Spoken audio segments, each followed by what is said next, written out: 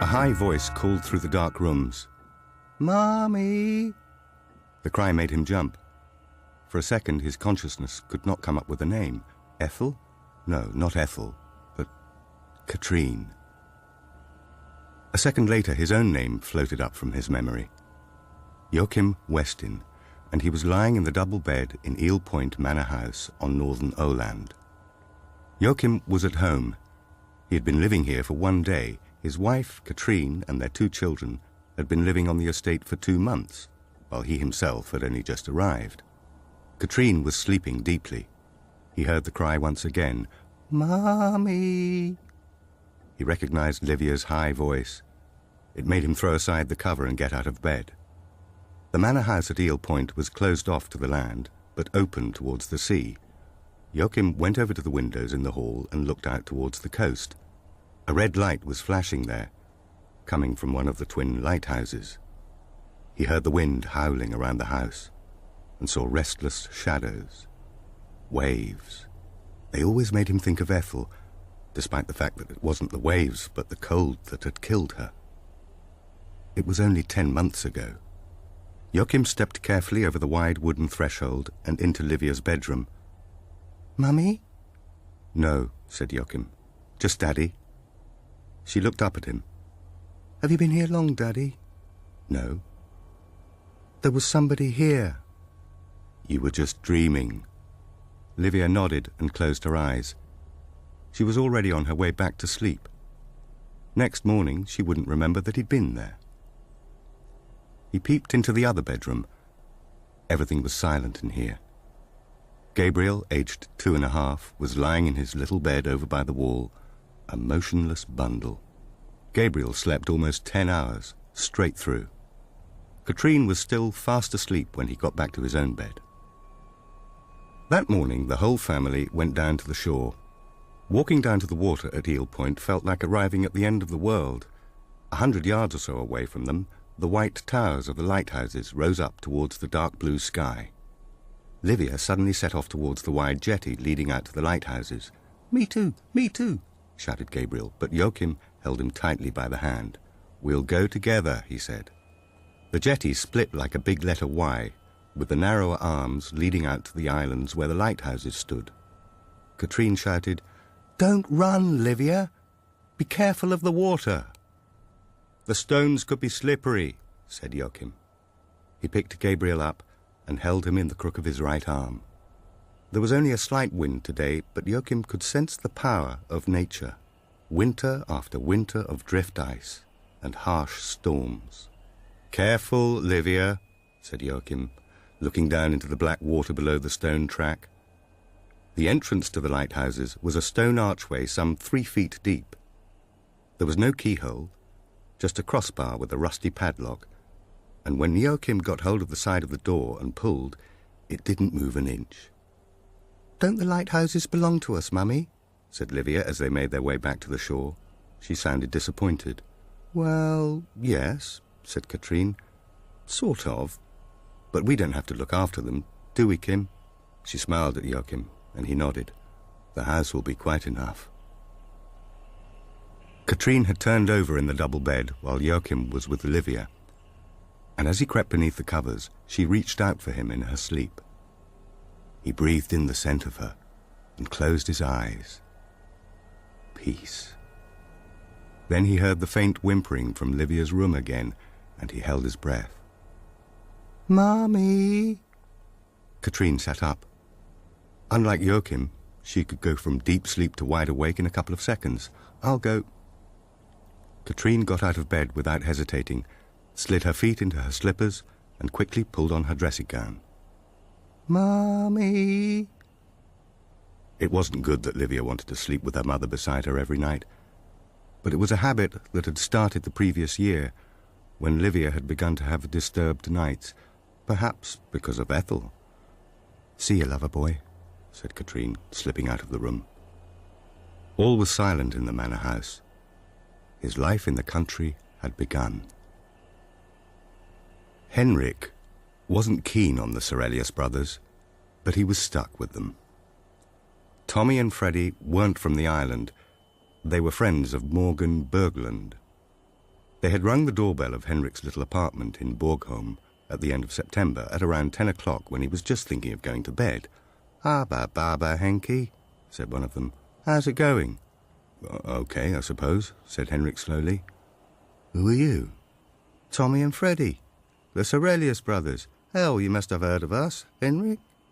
You must know who we are." Then the brothers took a quick tour of his one-bedroom flat and slumped down on the sofa in front of the TV. "Got any crisps?" said Freddie. "Your pal Mog says hi," said big brother Tommy. "It was Mog who thought we should come here." "To Siberia," said Freddie, pulling the bowl of crisps Henrik had provided towards him. "Mog? Morgan Berglund?" "Sure thing," said Tommy, sitting down on the sofa next to his brother. "You're pals, right?" "You can't stay here," said Henrik. Tommy didn't appear to be listening. "We're Satanists," he said. "Did we mention that?" "Satanists?" said Henrik. "You mean devil worshippers?" Tommy wasn't smiling. "We don't worship anyone," he said. "Satan stands for the strength within human beings. That's what we believe in.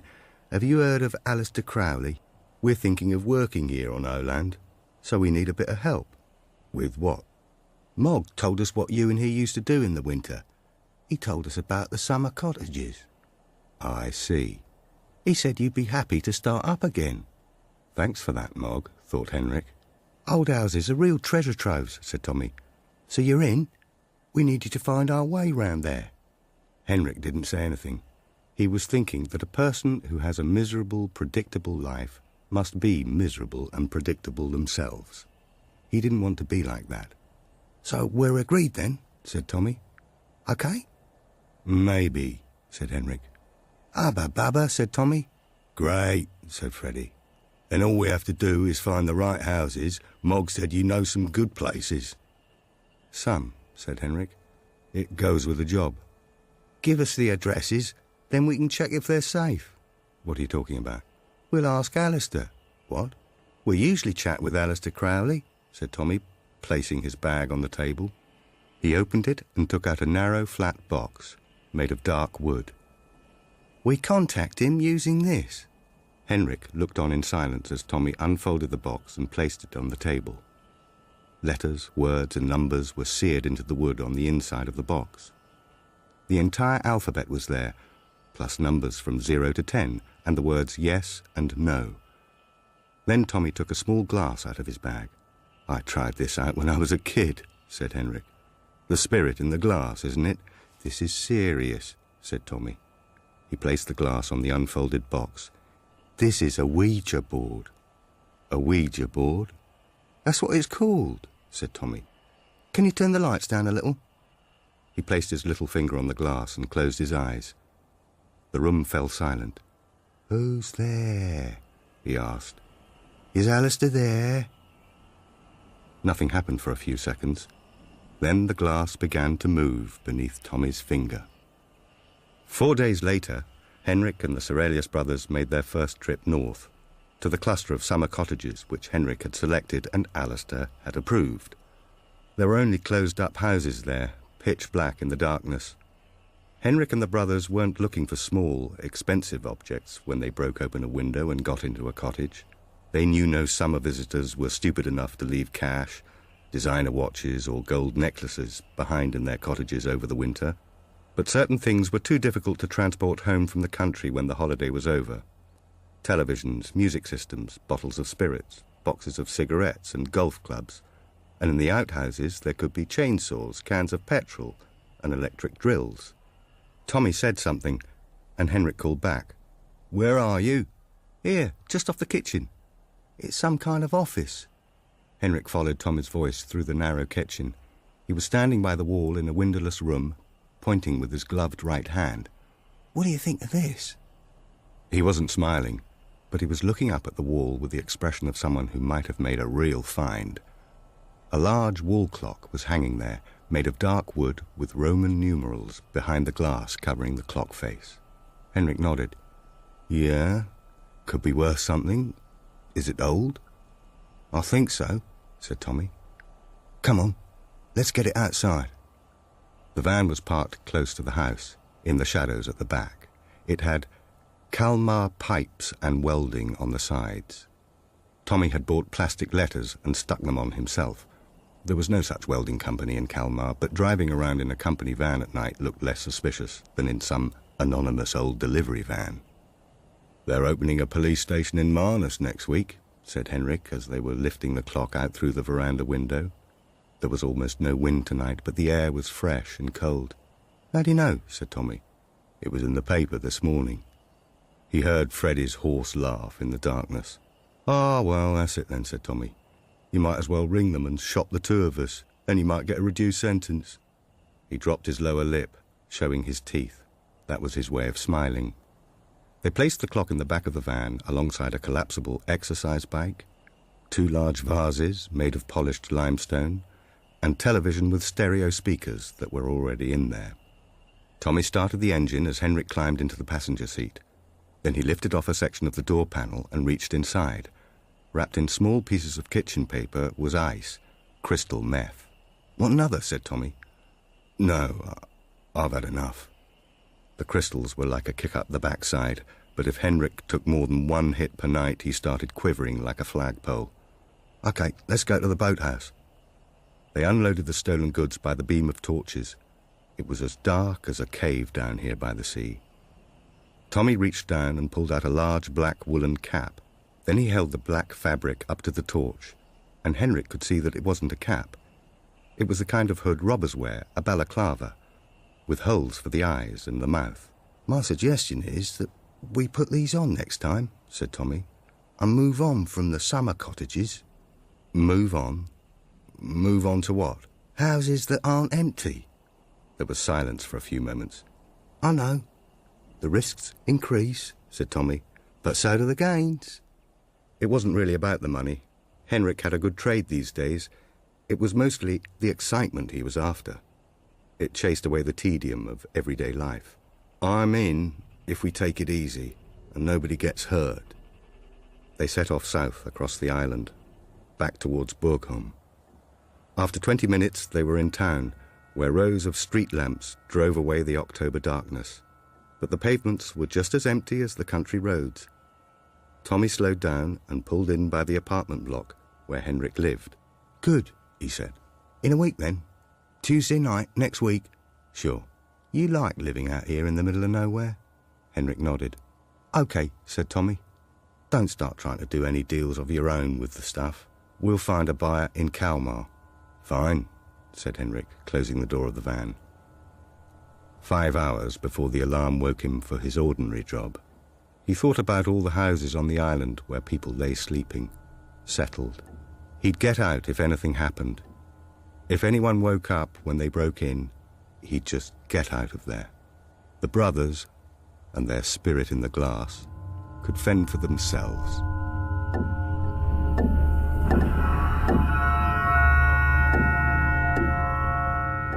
Tilda Davidson was sitting with her bag containing the tape recorder in the residential home for the elderly in Manus, in the room of her relative Gerlof Davidson.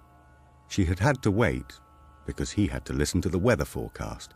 Tilda didn't really understand why it was so important. He was hardly likely to be going out in this cold, but presumably keeping an eye on the wind and the weather was a routine left over from his days as captain of a cargo ship on the Baltic. Gerlof had agreed to the recording almost without thinking when she had called him in August and said she was moving to Manus, but it still seemed to be making him a bit tense. "Is it on?" he said quietly. "Is the tape running?" "No, not yet," said Tilda. "I'll tell you when." She pressed down the record button and nodded encouragingly at Gerlof. "Right, we've started." Tilda straightened up, and it seemed to her that her voice was more tense and formal than usual as she went on. "This is Tilda Davidson, and I am in Manus with my grandfather, Ragnar's brother, Gerlof, to talk about our family and about my grandfather here in Manus." Tilda left the Manus home just after 4:30 with the tape recorder in her rucksack. She had agreed with Martin that she would call him around 6 before he went home from work. Before that, she had time to take a look at her future workplace. The new police station in Manus was in a side street a couple of blocks from the square.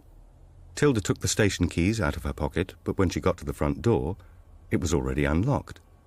She could hear men's voices inside. 2 burly, middle-aged men were standing inside. One of them was in the dark blue police uniform, the other in civilian clothes. Tilda had met one of them before, the one in civilian clothes, Inspector Guter Homblad, who was in charge of the local police. "Hello there," he said. "Welcome to the new district." "Thank you." She shook hands with her boss and turned to the other man, who had thinner black hair, bushy eyebrows, and was in his 50s. "Tilda Davidson." "Hans Mania. I guess the 2 of us will be working together up here." He didn't sound completely convinced that this would work out well. The police chief opened his mouth again, but at that moment the telephone on the wall rang. He picked up the phone. "Right," he said eventually. "We'd better get out there." He put the phone down. "That was Borgholm. The emergency number has had a call about an accidental death on northern Öland." Mania got up from his empty desk. "Local?" "By the lighthouses off Eel Point," said Homblad. "The ambulance is already on its way. Evidently it's a drowning." Joachim's 3rd morning in the manor house at Eel Point was his last completely happy start to the day for many years, perhaps ever. Unfortunately, he was too stressed to register how good he felt. He would be driving some 270 miles today to pick up the last of their possessions from the house in Bromma.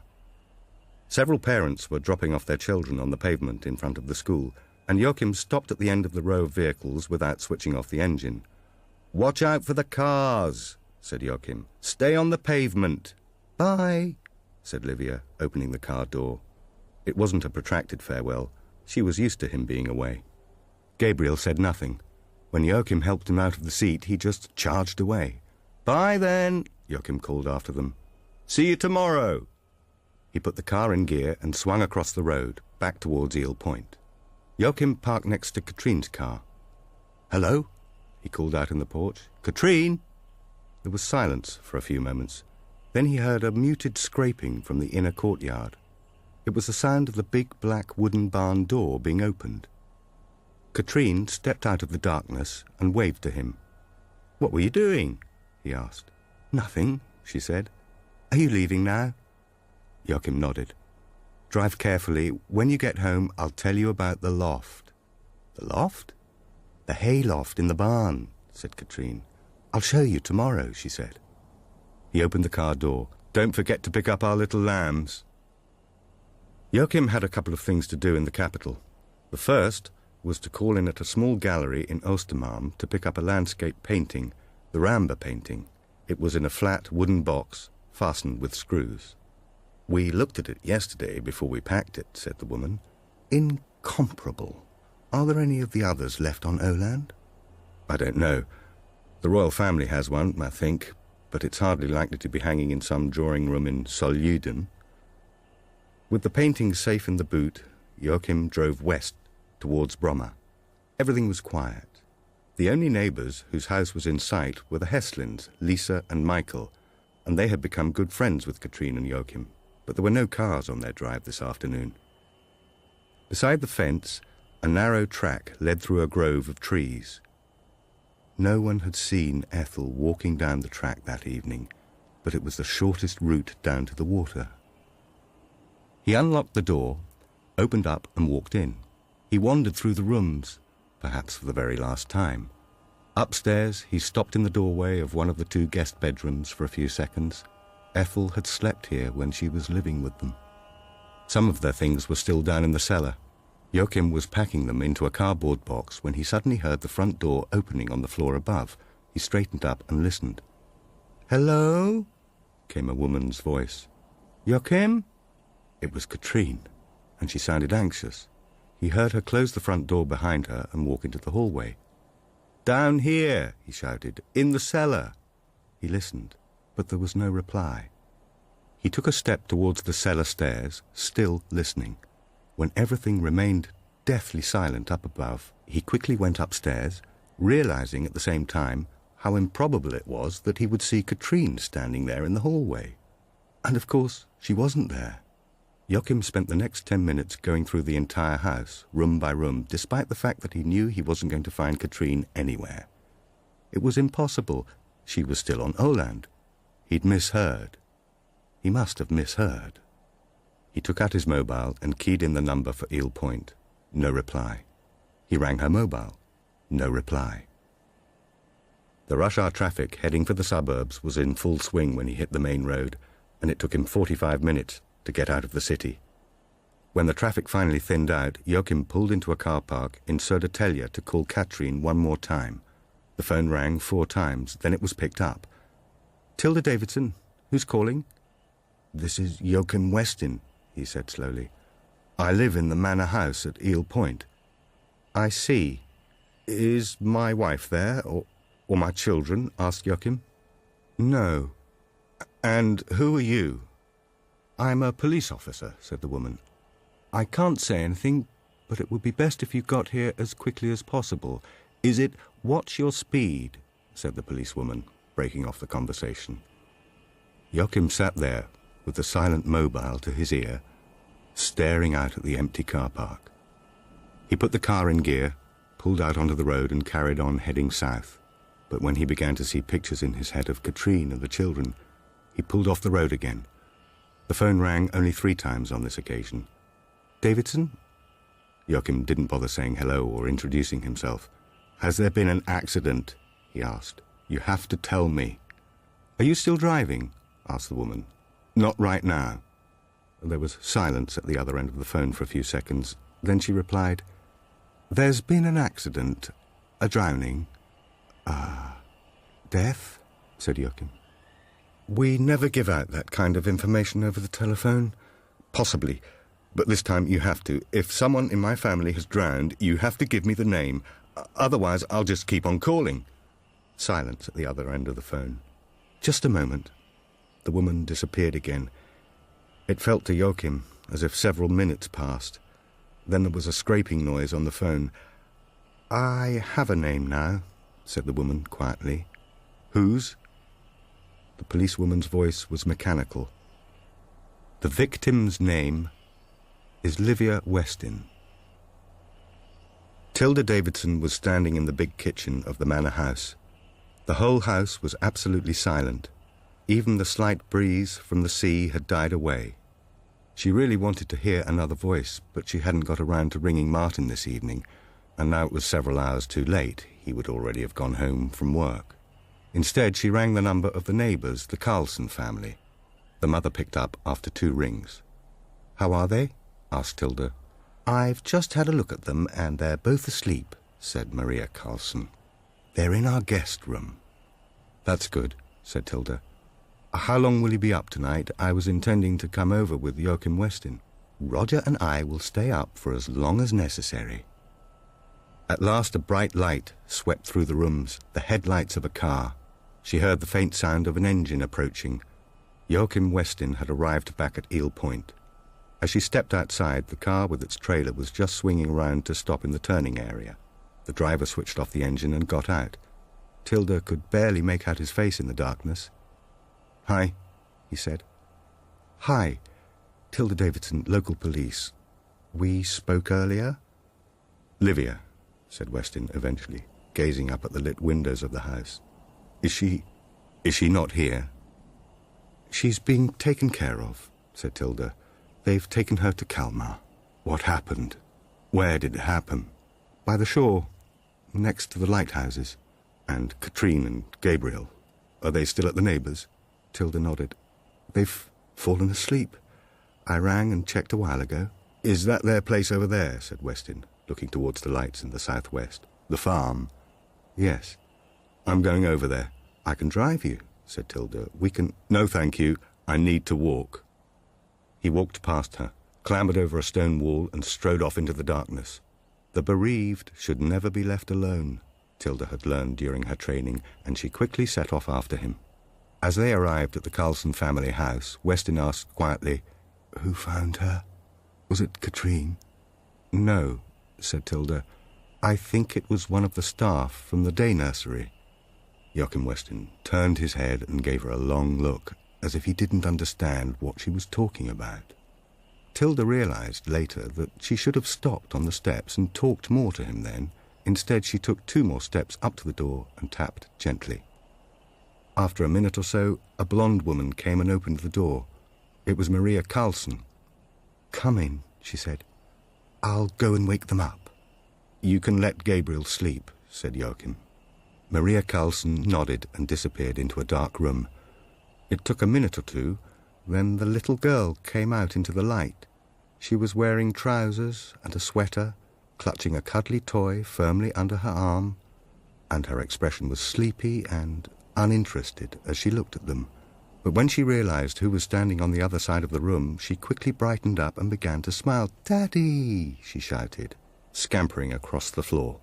The daughter didn't know anything, Tilda realized. Nobody had told her yet that her mother had drowned. Even more remarkable was the fact that her father, Joakim Westin, was standing stiffly by the door, making no attempt to move towards his daughter. Tilda looked at him and saw that he no longer looked tense, but frightened and confused, almost terrified. Joakim Westin's voice was filled with panic. But this is Livia," he said, looking at Tilda.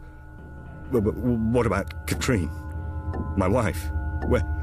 Where's Katrine?"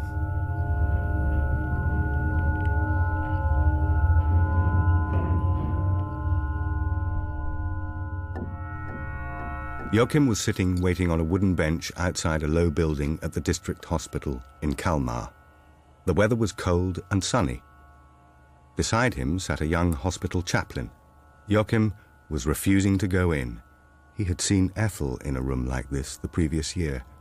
He lowered his eyes and silently shook his head. Eventually, the junior doctor nodded. "Wait here, then. It'll take a little while."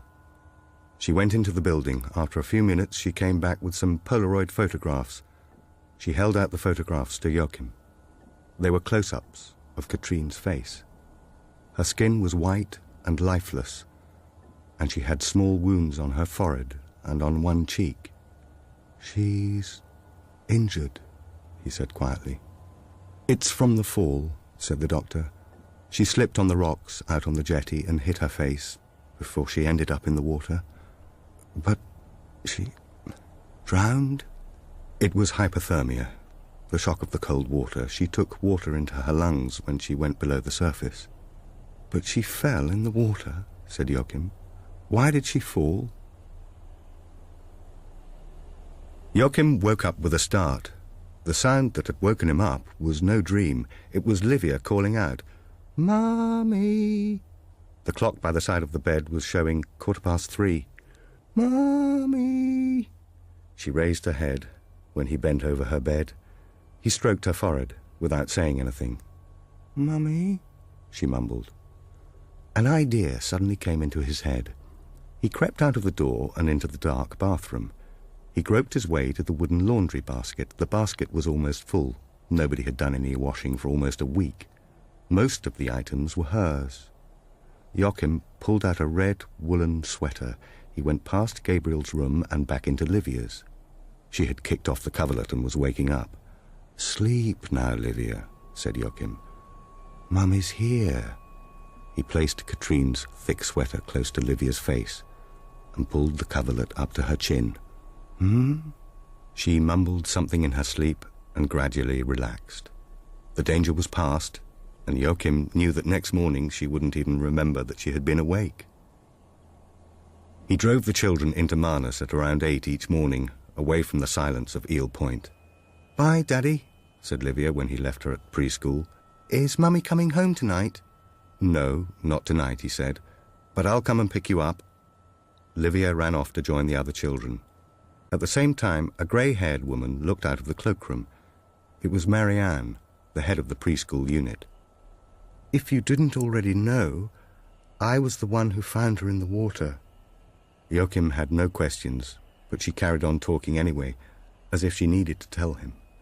"There was no answer when I telephoned, so I put them in my car and drove out to Eel Point. The children ran into the house, but the place was silent and empty. I went out looking, and then I saw something red down in the water by the lighthouses, a red jacket." "The children weren't there? They didn't see Katrine?" "No, they were still in the house. Then I took them over to the neighbours. They didn't see anything." Tilda and Gerloff were back in his room, and her tape recorder was up and running once again. Gerloff was talking about his early days as a teenage skipper on the Baltic. Tilda thought again about the information she'd got wrong the previous week and asked, "What do you know about the manor house at Eel Point, Gerloff?" "Eel Point? Your grandfather was a neighbour." "Was he?" "His cottage was a mile or so further north. Ragnar used to fish for eels off the point, and he was a watchman for the lighthouses." "Are there any stories about the place?" "Well, the manor house does have something of a reputation. They say that the foundations are made of granite from an old abandoned chapel." "Why is there only a light in one tower?" said Tilda. "There was some kind of accident there. I think it was a fire. I suppose it got too expensive to have them both working every night." "I was at the house last week," she said. "Someone drowned." In the end, Tilda told him most of it. She drowned straight away, despite the fact that the water is shallow there. "Not everywhere. It's deeper out by the jetty. I've seen sailing boats moor there. Did anyone see it happen?" Tilda shook her head. Gerloff got up with some difficulty and went over to the desk. He took a black notebook out of one of the drawers. "I always make a note of the weather," he said. He flicked through to the page he wanted. "There was hardly any wind that day." "Yes, I suppose it was. It was calm out at Eel Point." "So no waves can have raced up the shore and wiped out any traces," said Gerloff. "No. And the footprints from the woman's shoes were still there in the sand. I saw them myself." "Was she injured in any way?" "I only saw her briefly, but she had a small wound on her forehead." "A graze?" "Yes. It was probably from the fall. She probably hit her head on the stone jetty when she fell." Gerloff slowly sat down again. "Any enemies?" "What?" "Did she have any enemies, the woman who drowned?" Tilda sighed. "Do mothers with small children usually have mortal enemies here on the island?" "What about from the sea? If someone came along the coast in a boat and moored by the jetty on Eel Point, then there wouldn't be any footprints in the sand." Tilda sighed. "Okay, so I'd better start looking for a boat then." She looked at him and asked, "Gerloff, are you finding these recordings difficult?" Gerloff hesitated. "I find it a bit difficult to talk about relatives who have died," he said eventually. "It feels as if they're sitting and listening." "It's mostly grandfather I want to talk about," said Tilda. "I know, but he might be listening too." "Was he hard work as an older brother, Ragnar?" "He had his moments." "I don't remember him," said Tilda. "Dad never talked about him." "Ragnar, he froze to death in a winter storm," Gerloff went on. "The body was found on the shore to the south of this cottage. Did your dad tell you that? Ragnar died in the snow." "Nobody is dead until they are warm and dead," said Tilda. "People have been found frozen stiff and with no pulse in snowdrifts, but they've come back to life when they've been brought into the warmth." "Who told you that?" "Martin." "Martin? Who's he?"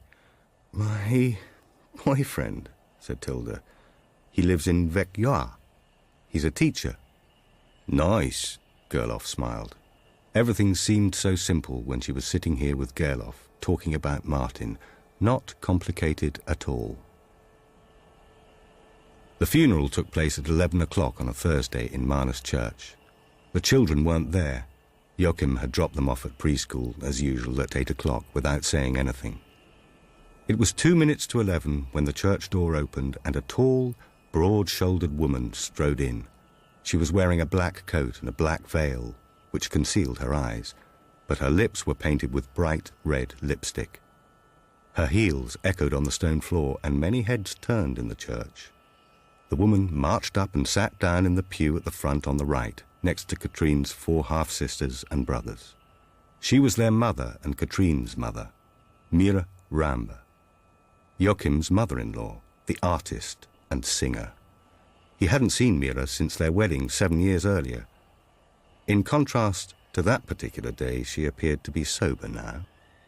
Just as Mira sat down, the bells began to toll up in the church tower. Finally, it was evening again, and he was back at Eel Point. Inside the house, Livia and Gabriel were being put to bed by their grandmother. Lisa and Michael Heslin were standing by their car out at the front. It was late and they had a long journey back to Stockholm, but they had still come back to the house with him. "Thanks for coming," said Joakim. "No problem," said Michael, placing his black suit in its plastic covering on the back seat. There was a tense silence. "Come up to Stockholm soon," said Lisa. "Or come over to Öland with the children, to our cottage." "Maybe." "We'll be in touch, Joakim," said Michael. Joakim nodded. The November night was dry, but it was cold, dark, and foggy. Perfect weather for break-ins. The house lay up on a ridge and had been built recently. The sliding door to the ground floor was made of glass, fastened with a simple catch. Like a commando, Tommy Aurelius indicated with a hand signal that they should split up, and Henrik went into a living room with a leather sofa. There was something large and shiny under there. It was an old hunting gun with a polished wooden butt and a shoulder strap of well-oiled leather. A small red cardboard box containing cartridges lay beside it. Henrik slipped it over his shoulder. Freddie was busy carrying out an exercise bike. They heard a thud in the darkness, followed by footsteps from upstairs. Then the light on the staircase was switched on. "Hello?" called a man's voice. They all took to their heels at the same time. "Load up!" shouted Tommy, pulling off his hood and climbing in behind the wheel. Henrik and Freddie quickly pushed everything into the back of the van. Tommy floored the accelerator and the van shot away. "We must do that again," said Freddie once they were out on the main road. "What's this?" said Tommy. He had discovered the gun. "I found it in the house," said Henrik. "It's an old Mauser," said Tommy. "Collectors love this sort of thing." "Not too many more," said Henrik when they were back on the road. "What?" "These trips. I can't cope with many more." "We have to do a few more." "2," said Henrik. "I'll go out with you twice more." "Okay, where?" Henrik was silent behind the wheel. "A couple of places I know," he said. "A priest's house, where there could be some jewellery, and maybe the manor house at Eel Point." Manya was standing by his desk, tucking into sandwiches. "Hans, could you spare a moment?" "Absolutely, Tilda. I'd really like to talk about your message." "What message?" "The message about the death at Eel Point. You recognise this, I presume?" She held up a piece of paper. 3 names were written in ink. The first was Livia Westin, the second was Katrine Westin, the third was Gabriel Westin. Next to Livia's name was a cross. "So," said Manya, "you were supposed to mark the name of the person who drowned. That's what I asked you to do." Manya was no longer smiling. "And you put the cross in front of Livia Westin's name?" "Yes." "And it was the mother, Katrine Westin, who had drowned?" Manya seemed completely uninterested in the conversation. "Okay," he said, "a mistake. Even the police make a mistake sometimes." "Yes, but it was your mistake," said Tilda, "not mine." "Remember," said Inspector Guter Holmblad, as they pulled up in front of the house at Eel Point, "you don't have to say anything if you don't want to." Tilda nodded. The door opened.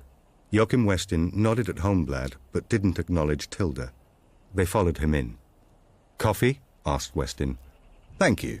That would be good," said Holmblad. Holmblad adjusted his uniform. "We'd very much like to start by saying that this sort of thing simply shouldn't happen." "You've got that right," said Westin. "I thought my daughter had drowned. I thought that for several hours." "As I said, our sincere regrets," said Holmblad. "How's the investigation going?" asked Westin. "The investigation? Into my wife's death?" "There is no investigation," said the inspector quickly. "In this case, there are no grounds for suspicion. She walked right to the end of the jetty and jumped into the water." "Nobody's saying it was suicide," said Holmblad. Tilda looked out of the window towards the lighthouses and the sea. She thought about Gerloff. "Did your wife have any enemies?" she asked suddenly. Joakim Westin seemed surprised by the question. "No," he said. "Neither of us has any enemies." "So she hadn't been threatened by anyone here on the island?" Westin shook his head. When Guter Holmblad had finished his coffee, he got up from the table. "Of course," he said, "you are at liberty to pursue this matter. I want you to know that, but—" Westin shook his head. "I won't be taking it any further." One day at a time. They never talked about it, but Livia and Gabriel seemed to be under the impression that their mother had simply gone away and would be back. It wasn't good, but at the same time, Joakim had almost begun to believe it himself. The weekend came. The children were at home, playing in Livia's room. Joakim was going to start wallpapering the room in the southwest corner. He had set up a table and mixed a bucket of wallpaper paste after breakfast. He wasn't going to think, he was just going to wallpaper. When he had put up the first 4 lengths, Joakim suddenly heard a faint thudding noise. He went over to the window facing out from the back of the house and opened it. A boy was standing on the grass down below, perhaps a year or 2 older than Livia. At his feet he had a yellow plastic football. "Hi," said Joakim. "What's your name?" "Andreas." "Where do you live?" "Over there." He pointed towards the farm. So Andreas was one of the Carlson family's children. "Would you like to come in?" said Joakim. "You can say hello to Livia and Gabriel," said Joakim. "They're my children." "Livia's the same age as you." Andreas nodded. "For a little while. We'll be eating soon." He picked up his ball and disappeared around the side of the house. Joakim closed the window and went out of the room. "Livia! Gabriel! We've got a visitor!" Andreas walked into the porch, took off his outdoor clothes and dropped them on the floor. Andreas looked at Livia and she looked back. "You could kick the football around for a while," said Joakim. "I know a great room you could use." He led the way into the house with the children following along behind. They came to the large drawing room, which was still almost completely unfurnished. There were just a few cardboard boxes on the floor. "You can play in here," said Joakim, stacking 3 of the boxes in front of the window to protect it. He loved the happy noises spreading through the house. But when only a couple of feet of unpapered wall remained, he realized that the echoing children's laughter could no longer be heard from the drawing room. The house was completely silent again. "Livia!" he called. "Gabriel! Would you like some juice and biscuits?" No reply. Halfway to the drawing room, he looked out of the window into the courtyard. The door to the big barn was standing ajar. Then he saw that Andreas Carlson's outdoor clothes had gone from the floor. Joakim went across and stopped in the doorway of the barn. "Hello?" No reply. Were they playing hide-and-seek?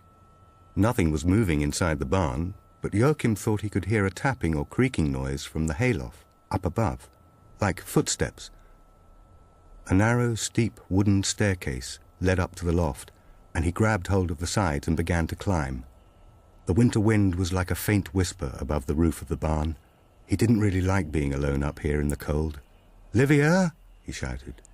The wooden floor creaked in front of him, but he got no other answer. He looked around and listened. "Katrine?" he said quietly. No reply. When he got back into the house, he found his children were where he should have looked in the first place, in Livia's bedroom. "Did you go outside? You and Andreas and Gabriel?" "For a little while." "You mustn't go in the barn," said Joakim. "Did you hide in there?" "No. There's nothing to do in the barn." "Where's Andreas?" "He went home." "Mommy!" Livia's voice made Joakim raise his head, wide awake. The clock radio was showing 23:52. He had slept for an hour. "Mommy!" Livia was lying under the covers with her eyes closed, but Joakim could see her head moving restlessly on the pillow. "Mummy isn't here," he said quietly. "Yes, she is." "Go to sleep now, Livia." She opened her eyes and recognized him. "I can't sleep, Daddy." "Yes, you can." "No," said Livia. "You have to sleep here." Joakim sighed, but Livia was wide awake now, and there was nothing else for it.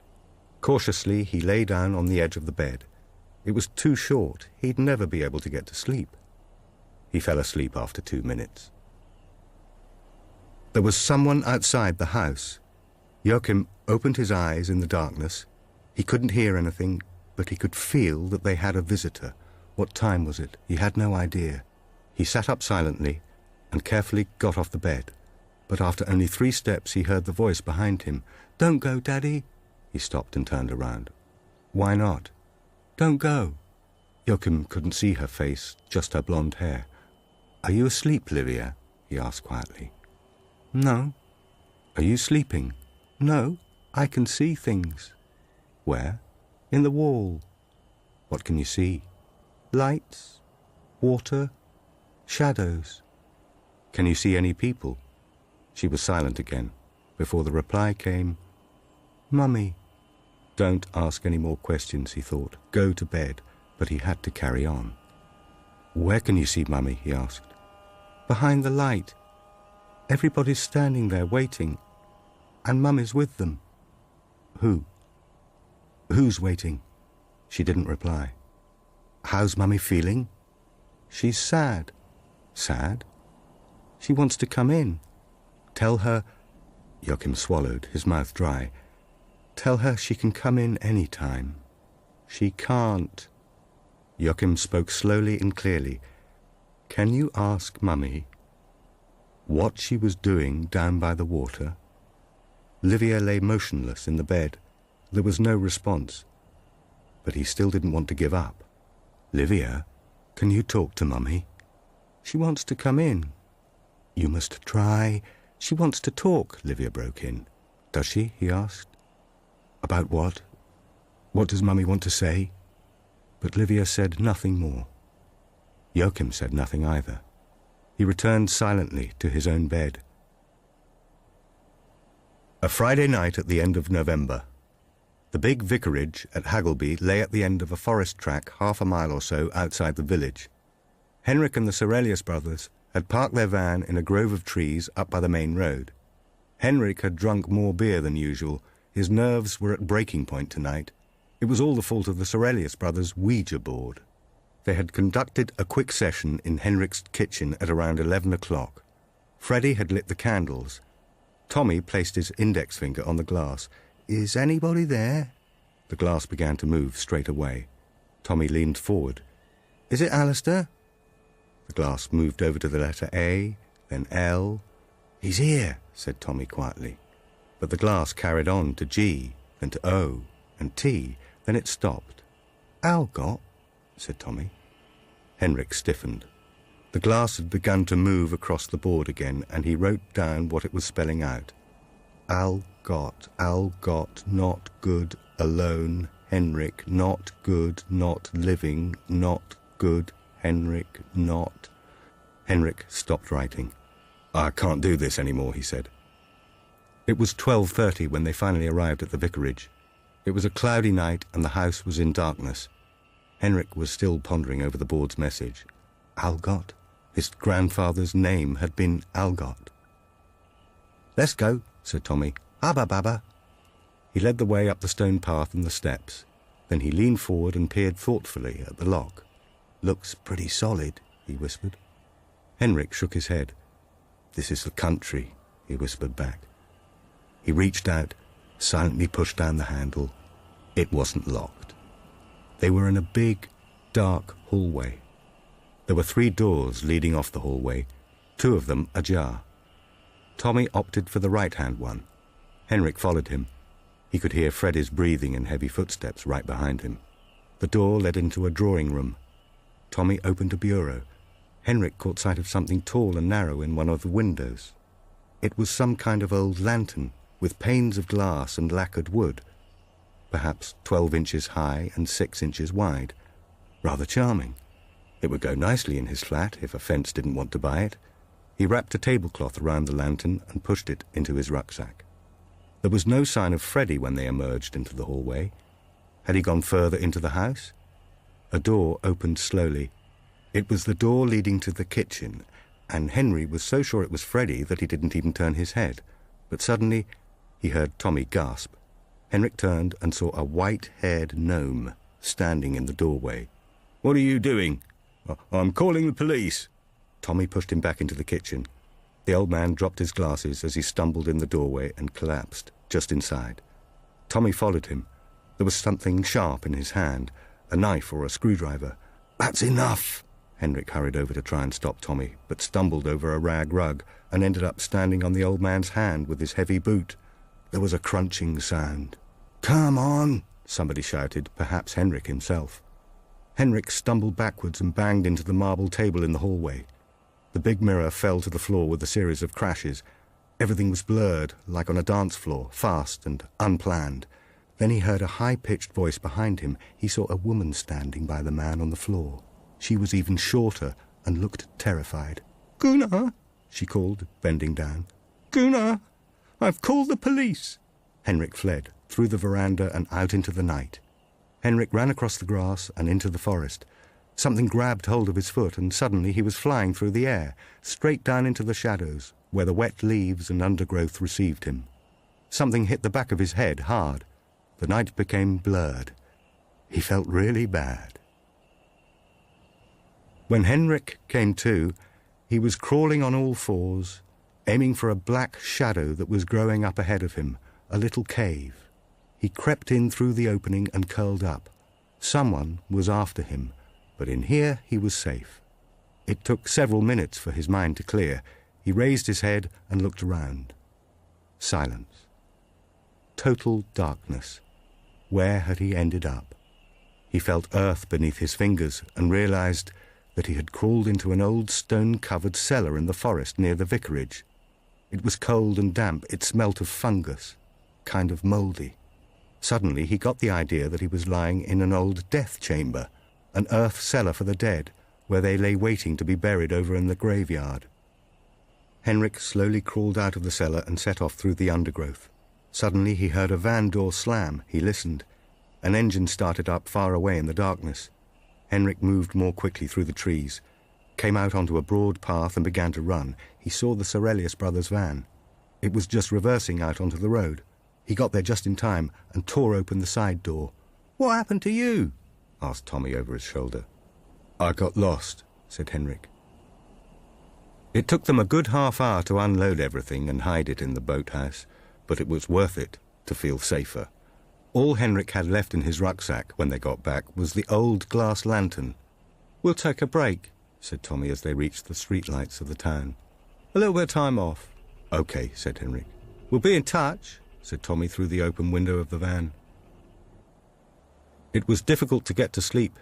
His forehead was aching and his nerves were buzzing throughout his body, but sometime after 4 he drifted off. A couple of hours later, Henrik was woken by the sound of knocking in the apartment. The knocking was coming from his rucksack. 3 knocks, then silence, then a couple more knocks. He bent down and unzipped the bag. The old lantern from the vicarage was inside, still wrapped in the tablecloth. Henrik lifted it out. The wooden frame of the lantern had cooled down in the van, presumably. Now it was getting back up to room temperature. That's why it was clicking and knocking. He placed the lantern on the kitchen table, closed the door, and went back to bed. The sound of faint knocking could be heard from the kitchen. It was just as irritating as a dripping tap.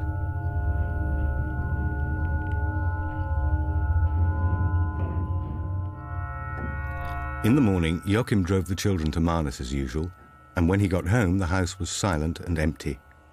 At around 1 o'clock, he heard a car engine. A large wine-red Mercedes was driving up the gravel track at high speed. Katrine's mother had come to visit. Joakim took a deep breath, then went to open the kitchen door. "Hi there, Mira. I'm glad you're home. How are you?" "Not so great. I can understand that. This sort of thing makes you feel like shit." That was all the sympathy he got from her. He stepped aside and she swept past in a miasma of tobacco and perfume. In the kitchen, Mira took an apple out of the bowl and went on, "So, when are you coming to Kalmar to visit me?" "I didn't know we were invited." "Of course you are." She bit into the apple. "Come whenever you like." "Katrine never got an invitation, as far as I know," said Joakim. "Katrine wouldn't have come anyway. But we called each other sometimes." "Once a year," Joakim corrected her. "She rang you at Christmas, but she always closed the door when she was on the phone to you." Mira shook her head. "I talked to her just a month ago." "What about?" "Nothing special." She wandered further into the house, but stopped at the Ramba painting outside Joakim's bedroom. "I gave this to Katrine for her 20th birthday," she said. "Something to remember her grandmother by. She really liked it." "It shouldn't be hanging here," said Mira. "The last picture by Theorin that was sold at auction went for 300,000 kroner. "Really?" but nobody knows we've got it here." Mira stared intently at the picture, following the grey-black lines of the oil paints with her eyes. "There are no horizontal lines at all. That's why it's so difficult to look at," she said. "This is the way you paint if you've been out in the blizzard." "And Turin had?"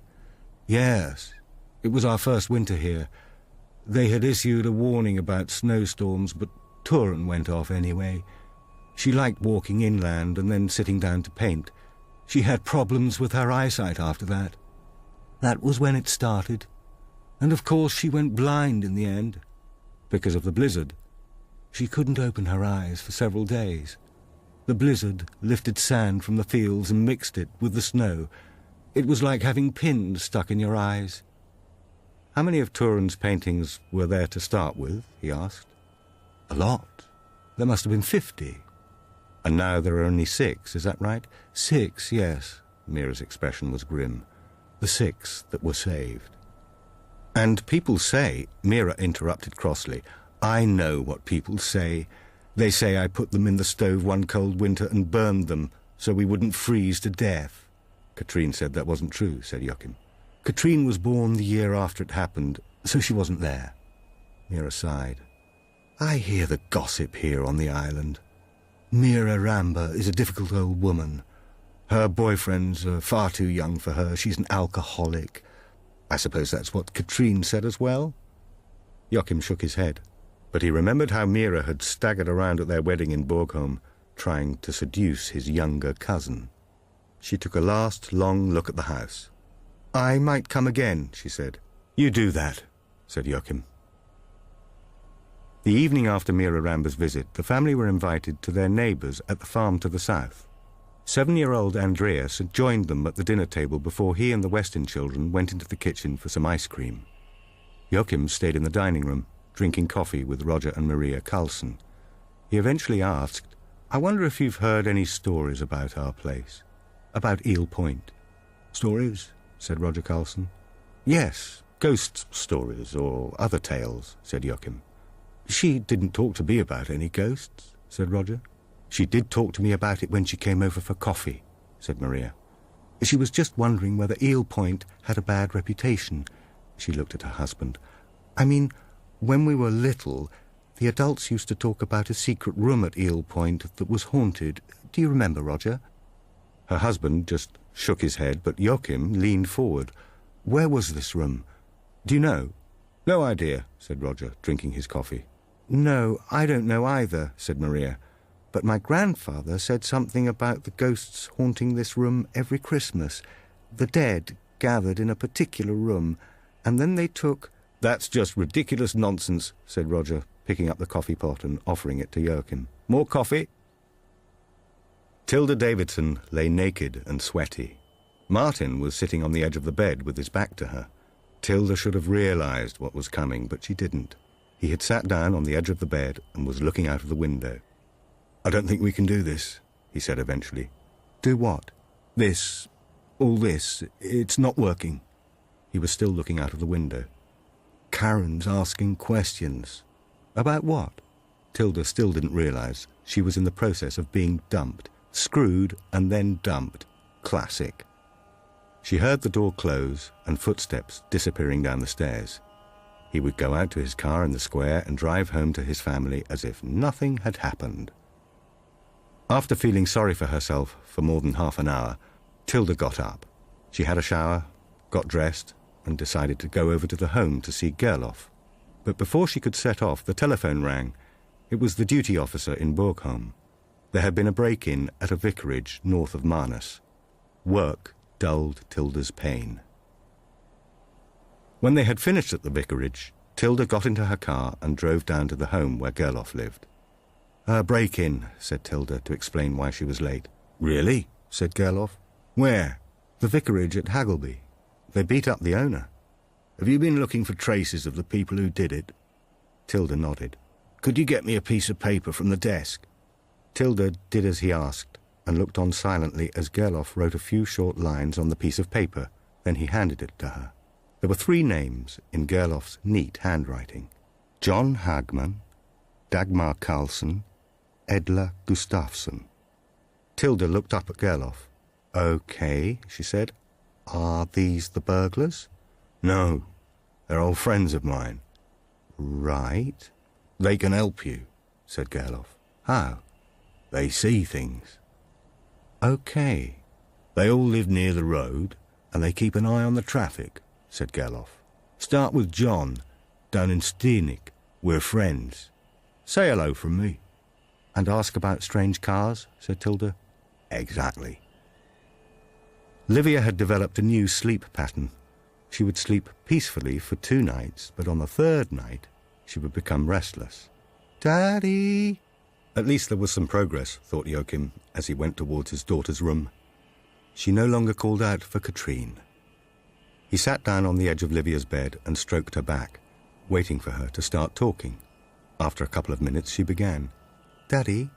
Yes, he answered quietly. Can you see anyone, Livia? She was still lying with her back to him. Mummy, she said. He was prepared now. Where is she? He asked. Does Mummy want to say anything to me? No reply. Where is she? He asked again. Where's Mummy, Livia? Still no reply. What was Mummy doing on the jetty? Why did she go down to the sea? She wanted to find out. Find out what? The truth. The truth? Who from? Livia was silent. Where's Mummy now? He asked. Close. Is she in the house? Livia didn't respond. Can you talk to her now? He asked. Is she listening? She's watching. Can she see us? Maybe. Joachim held his breath. He searched for the right questions. What can you see now, Livia? There's someone on the shore, by the lighthouses. That must be Mummy. Has she... No, said Livia. Ethel. What? It's Ethel. Joachim went completely cold. No, he said. That can't be her name. Yes. No, Livia. He had raised his voice. Yes, Ethel wants to talk. Joachim was still sitting on the bed, incapable of moving. I don't want to talk, he said. Not to her. She wants... No, said Joachim quickly. His heart was pounding, his mouth was dry. Ethel can't be here. Livia was silent again. He couldn't breathe anymore, he just wanted to escape from this room. But he stayed there on the edge of Livia's bed, stiff and terrified. In the end, he managed to stand up and forced himself to go out into the dark corridor and crept back to bed. On Saturday, the family had visitors, their former neighbours from Stockholm, Lisa and Michael Heslin. They had called a few days earlier and asked if they could stay over on Öland on their way back from Denmark. Joachim had been pleased. Both he and Katrine had enjoyed having Lisa and Michael as their neighbours. After they had all gone to bed, Joachim lay in the darkness listening to the murmur of Lisa and Michael's voices from the guest room. It felt really good to have them here. Eel Point needed more guests. Living guests. After a few minutes, there was silence in the house. Joachim closed his eyes and fell asleep. Loud cries could be heard throughout the house. Joachim woke up with a start, and an instant thought, Livia? No, it was a man's voice. It was Michael Heslin calling out in the darkness. Joachim got out of bed. The light was on in the hallway, and when he got there, Lisa was just putting on her coat and boots. He stood by the window with his cup and saw Lisa sitting next to Michael in the car. It was snowing lightly. Lisa seemed to be asking Michael questions. He was sitting behind the wheel, just staring out through the windscreen and shaking his head.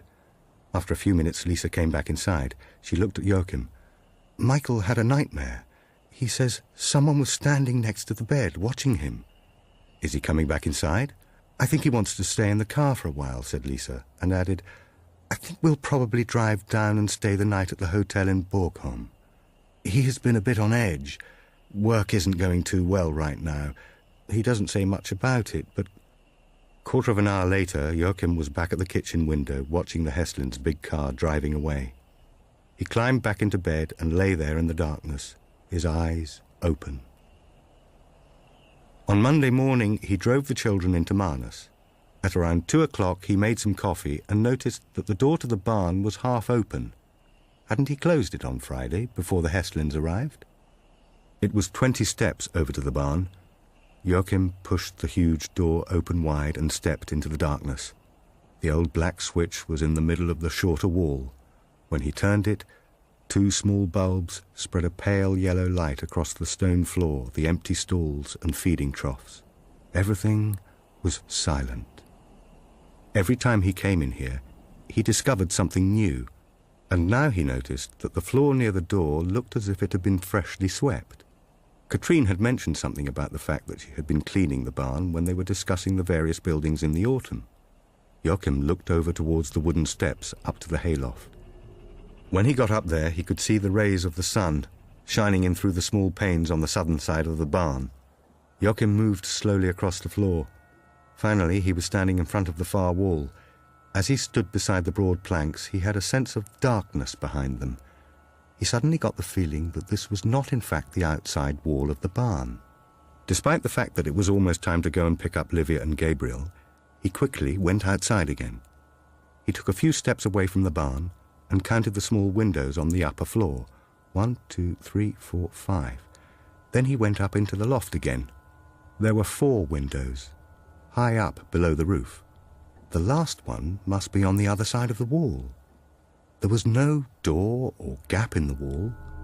Joakim pressed several of the thick planks, but none of them moved. Edla Gustafsson lived near Spetby, and the main road went right past her house. She seemed pleased to have a visit from a relative of Gerlof. Edla was cheerful and energetic, hardly bothering to listen to Tilda's explanation of why she was there. "I have 1 or 2 questions, Edla. I don't know if you've seen the newspaper, but there has been a break-in with serious violence in Huggleby, and the police could do with some help." "I've had a break-in as well," said Edla. "They got into the garage and took a petrol can." "Really?" said Tilda. "And when was this?" "It was the autumn of '73. "Okay, but we're looking at more recent break-ins at the moment, over the last few months. Gerlof tells me that you keep an eye on the traffic. There are so many nowadays. I don't write down the numbers anymore. But have you seen any cars you didn't recognize over the past few days? Late at night, last Friday, for example?" Edla gave it some thought. "A big black car came past here last Thursday. It was heading north." "Like a van? Was it late at night?" "Yes. It was just before 12, after I'd switched the lights off, in the bedroom. A big black van. That's what it was." "Good. Did it look new or old?" "Not particularly new, and there was some kind of writing on the side. Kalmar, and something to do with welding." Tilda made a note of that. "Great. Thank you so much for your help." "Will there be a reward if you catch them?" Tilda lowered her notepad and shook her head sadly. After lunch, Tilda spent almost 3 hours at the local school talking about law and order with the pupils.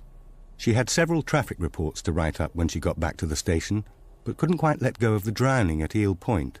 She collected her thoughts, then picked up the telephone and rang the manor house. Joakim Westin picked up. "I need to ask you something," she said. "Did your wife know anyone who has a boat here on Öland? A boat owner close to your place?" "I don't know anyone at all who has a boat here," said Westin. "And Katrine, she never mentioned anyone with a boat either. Did she ever have any visitors?" "Only me, as far as I know." "Okay, thanks," said Tilda. "I'll be in touch if—" "I have a question too," Westin interrupted her. "Yes?" "When you were here, you said something about a relative of yours who knew Eel Point." "That's right. Gerlof," said Tilda. "He's my grandfather's brother. I'd really like to have a chat with him." "About the manor?" "About its history and about a particular story concerning Eel Point." "I can ask," said Tilda. "Gerlof usually likes telling stories." "Tell him he's very welcome to come over." It was a new month, the month of Christmas, and it was Friday afternoon. Joakim had returned to the hayloft in the ice-cold barn and was standing in front of the wall. In his hands he held a hammer and a newly sharpened chisel. He had gone up into the loft an hour or so before he was due to pick up Livia and Gabriel. On the left, in the corner, a deep split ran along one of the middle planks. He pushed the chisel into the crack, hit it with the hammer, and the sharp metal went straight through the wood. All it took was a dozen or so hard blows with the hammer to loosen the end of the plank. It fell inwards, and the dull thud when it landed proved that the wooden floor continued on the other side of the wall, but it was impossible to see what was in there. When Joakim bent down to look through the hole, just a couple of inches wide, a definite smell struck him. It rushed towards his face, making him close his eyes and lean against the wall. It was Katrine's smell. He got down on his knees and pushed his left hand into the opening. First his fingers, then his wrist, and finally the whole of his forearm. He groped about, but he could feel nothing. But when he lowered his fingers, they touched something in there, something soft. It felt like coarse fabric, like someone's jeans or jacket. Joakim quickly withdrew his hand. The next moment he heard a dull rumbling on the track outside, and a beam of light illuminated the windows of the barn white with frost. A car was driving into the courtyard. In the courtyard he was dazzled by the headlights. "Hi there, Joakim." It was a brisk voice that he recognized, Marianne, the head of the preschool. "Has something happened?" she asked. He stared at her in confusion. He had forgotten to pick up Gabriel and Livia. "I forgot what time it was." "It's okay," said Marianne. I was just so worried that something might have happened. I tried to call, but there was no reply." "Thanks," said Joakim. "Thanks for bringing them home." When she had reversed out of the courtyard, Joakim went inside, feeling ashamed of himself. He boiled some water for pasta and warmed the sauce. Several times he glanced out of the window. The barn loomed up on the far side of the courtyard like a black castle. It had secrets, a hidden room without a door. That night, Joakim called his former neighbours in Stockholm, Lisa and Michael Heslin. He hadn't heard a word from them since the night they left Eel Point. "Hi, Joakim," said Michael. "You in Stockholm?" "No, we're still on Öland. How are things?" "Fine. Good to hear from you." And yet Joakim thought Michael sounded wary. "I just wanted to check up, make sure everything was okay. I mean, it was a bit of a hasty departure last time you came down here." "Yes," said Michael, and hesitated before going on. "Sorry about that." "Lisa thought you'd had a nightmare," said Joakim, "that you dreamed someone was standing by the bed." "Did she say that? I don't remember." "You don't remember who you saw?" "No. I've never seen anything strange around here," said Joakim, "but I've felt things sometimes. And out in the barn I've found—" "So, what about the renovation?" Michael interrupted him. "How's all that going?" "What? Have you finished the wallpapering?" "No, not quite." Joakim realized that Michael had no desire whatsoever to discuss unusual experiences or bad dreams. The conversation didn't last much longer. "There's a hidden room at Eel Point," said Joakim to Katrine's mother, Mira Ramba. "A room without a door." "Really? Where?" "Up in the hayloft. It's big. I've paced out the barn, and the floor of the loft stops almost 4 yards before the outside wall." He looked at Mira. "You didn't know?" She shook her head. Mira lived in a spacious apartment close to the cathedral in Kalmar, and had invited Joakim over for dinner. "One of the police officers in Manor wants to carry on with the investigation," said Joakim. "She's called me a couple of times." "I know why she died," said Mira, drawing on her cigarette. Joakim looked up. "You do?" "It was the house." "The house?" Mira laughed briefly, but she wasn't smiling. "That damned house is full of unhappiness," she said. "It's destroyed the lives of every family that has ever lived there." Joakim looked at her, surprised by the comment. "You can't blame unhappiness on a house." Mira stubbed out her cigarette. Joakim changed the subject. "I'm having a visitor next week, a pensioner who knows the house. His name is Gerlof Davidson. Have you met him?" Mira shook her head. "But I think his brother lived close by," she said. "Ragnar. I met him. Anyway, Gerlof is going to tell me about the history of Eel Point. How did you end up at Eel Point?" he asked. "You and your mother." "The rent was low," said Mira. Joakim thought for a while, then asked, "Did Katrine ever talk to you about Ethel?" "No." "Who's Ethel?" "She was my older sister. She died last year, almost exactly a year ago. She was a user." I've never really been into drugs, said Mira, but drugs can open doors in your mind. Joakim stared at her. He thought of Ethel's blank expression and realized why Katrine had never told Mira about her. It was Wednesday, the second week in December, and Tilda and Gerlof were on their way out to Eel Point for coffee. Gerlof and the owner of the manor were to meet at last. Joakim Westin opened the door after the second knock.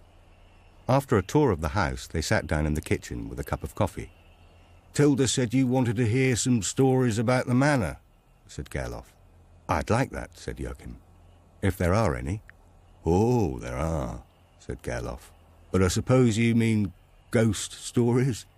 Joakim hesitated, then said, I'd just like to know if anyone else has experienced unusual things here. I've felt, or imagined I've felt, the presence of the dead at Eel Point, both out by the lighthouses and here inside the manor. Whatever you might feel of the dead, or whatever you think you might see, said Gerlof slowly, it can be dangerous to let them rule our actions. Yes, said Joakim quietly. And to try to call them up, or ask questions. Questions? You never know what answers you might get, said Gerlof. Joakim looked down into his coffee cup and nodded. But I have wondered about this story that says they will return here. Who? The dead. When I was having coffee with the neighbours, they told me a story. Those who have died here at the manor return home every Christmas. I was just wondering if there were any more tales about that. Oh, that's an old story, said Gerlof. It's told in many places. Later they were outside saying goodbye. You have a beautiful home out here, said Gerlof. But be careful of the blizzard. It doesn't come every year, but I'm pretty sure it'll come this winter. And it comes quickly. You don't want to be outdoors down here by the sea when that happens. Especially not the children. Okay, said Joakim with a smile. We'll be careful. You do that. Gerlof nodded and set off towards the car, supported by Tilda. But he suddenly stopped. What was your wife wearing on the day of her accident? Joakim Westin stopped, smiling. Boots, jeans, and a winter jacket. Could I take a look at them? Okay, but they're still all parcelled up, said Joakim. I'll go and get them. He went back into the house. When Tilda had started the engine and driven out through the gate, Gerlof leaned back in his seat. What was all that business with the clothes? Said Tilda. Why did you want to borrow them? Gerlof looked out through the windscreen. I'll tell you more very soon, when I've looked at the clothes. After the break-in at Hagleby Vicarage and the flight through the forest, it was 2 weeks before the Sorelius brothers came back to Borgholm. But suddenly, there they were at Henrik's door one evening, at the worst possible moment, because by that time the quiet but rhythmic knocking in his flat had started to become intolerable. Every night he wandered back and forth between the bedroom and the kitchen, terrified of going to bed and turning out the light. In sheer desperation, he had called Camilla, his ex-girlfriend. They hadn't been in touch for several months, but she sounded pleased to hear from him. They had talked for almost an hour. Henrik's nerves were at breaking point when his doorbell rang 3 days later, and the sight of Tommy and Freddie at the door didn't exactly make him feel any better. Tommy was wearing sunglasses, and his hands were twitching. He wasn't smiling. It wasn't a friendly reunion. You want money? Said Tommy. Don't you? Henrik sighed. It's not the money that's the problem. It's all the stolen stuff in the boathouse. We need to get it sold. We'll sell it, said Tommy. But first we're going to do one more trip. The last trip to the north, to the manor house. What manor house? The one with all the paintings. The one Alistair told us about. Eel Point, said Henrik quietly. That's the one. That night he lay alone in his bed, and when he had turned out the light, the noises started in the hallway. There was a knocking sound inside the walls, quiet but persistent. Henrik raised his head from the pillow. "Shut up!" he yelled out into the room. The knocking stopped, then resumed.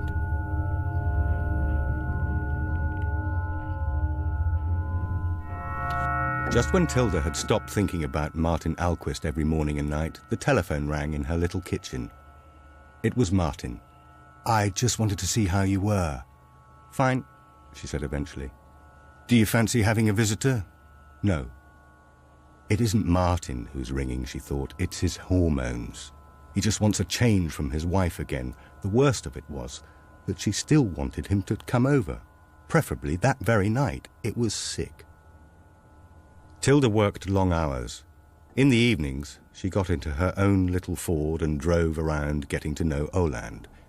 It was during one of these outings that she finally found the van Edla Gustafsson had mentioned. It said Kalmar Pipes and Welding on the sides, and it was black. Tilda made a note of the registration number and reversed into a parking space a little further along. Then she called the central control number. She asked them to check out a firm called Kalmar Pipes and Welding, but no such firm was registered. After 50 minutes, two powerfully built men, aged around 25, stopped by the dark van. The van drove away. Tilda followed. Eventually, they reached a high-rise apartment block not far from the hospital, and the van slowed down and pulled in by the curb. The men got out and disappeared through a doorway. Tilda quickly wrote down the address. If these were the burglars, then at least she now knew where they lived. "I'd given up on the investigation into Katrine Westin's death," said Tilda as she was having coffee with Gerloff a couple of evenings later. "Her murder, you mean?" "It wasn't a murder." "Oh, yes," said Gerloff. "I think it was." "Really?" "A few years before the war," Gerloff went on, "two cargo ships were moored up side by side. But aboard one was a first mate, and aboard the other an ordinary seaman. They got into an argument about something, and stood yelling at each other across the gunwales. Then it got serious. In the end, the guy from Degerham jumped up onto the gunwale to get across to the other ship, but he didn't get far, because his opponent met him with a boat hook. This was a sturdy wooden pole with a big iron hook on one end. So when this lamp came hurtling over the gunwale, his shirt got caught on the hook, and he stopped in mid-air. Then he fell straight down like a stone into the water between the ships, with his shirt still tangled up on the boat hook. And he didn't come up again, because the other man was holding him under the water." He looked at Tilda. "The rest of us broke up the fight and got him out. But he only just made it. Anyway, it was that fight I was thinking of when I asked to see Katrine Westin's clothes," he said. "And now I've had a look at them." He took an item of clothing out of the paper bag. It was a grey cotton top with a hood. "The murderer came to Eel Point by boat," said Gerloff. "He put in by the stone jetty, where Katrine Westin was waiting, and she stayed where she was. So she must have trusted him. He was holding a boat hook, which he twisted into the hood of her top. Then he used it to drag her down into the water. Then he held her down until it was over." Gerloff spread the top out on the table, and Tilda saw that the hood was torn. Something sharp had ripped 2-inch-long holes in the grey fabric. "You can have the clothes back," said Gerloff, handing over the brown package to Joakim on the other side of the table. "Did you get anything out of them?" "Perhaps. But you don't want to tell me what it was?" "Soon," said Gerloff. "When I've finished thinking."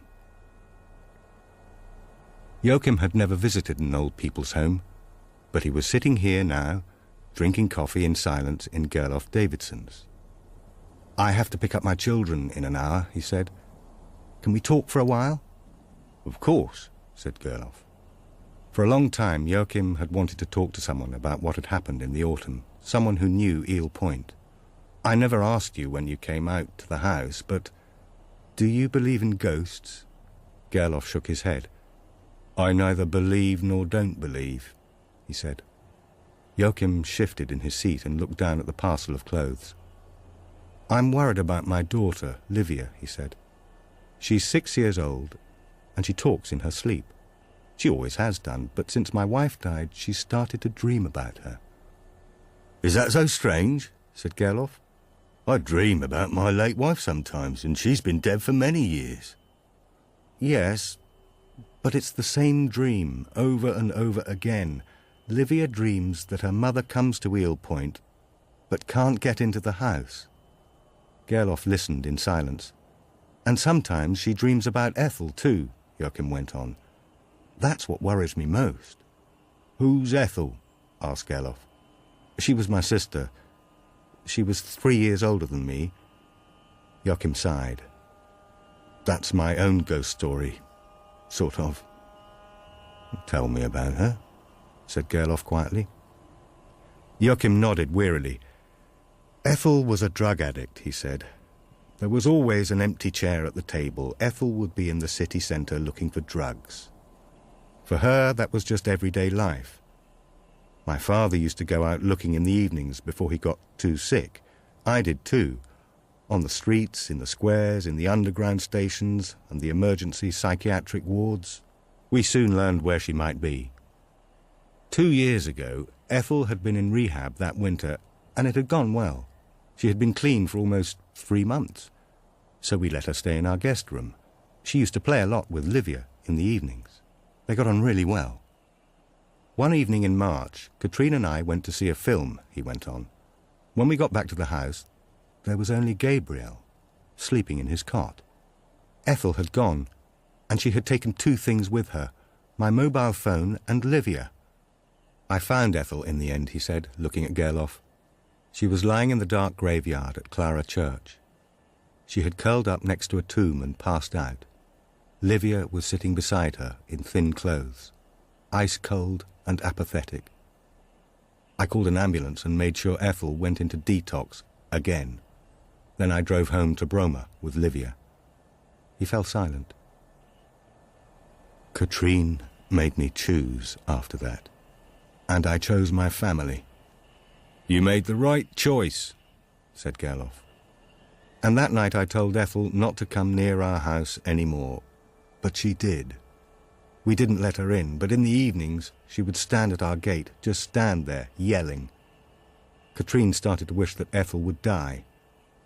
And that's what happened. Yes, eventually. Ethel had gone down to the walkway by the shore, said Joakim. She had sat down by a boathouse and pushed the needle in. Then she had tumbled into the freezing water. And that was the end of her.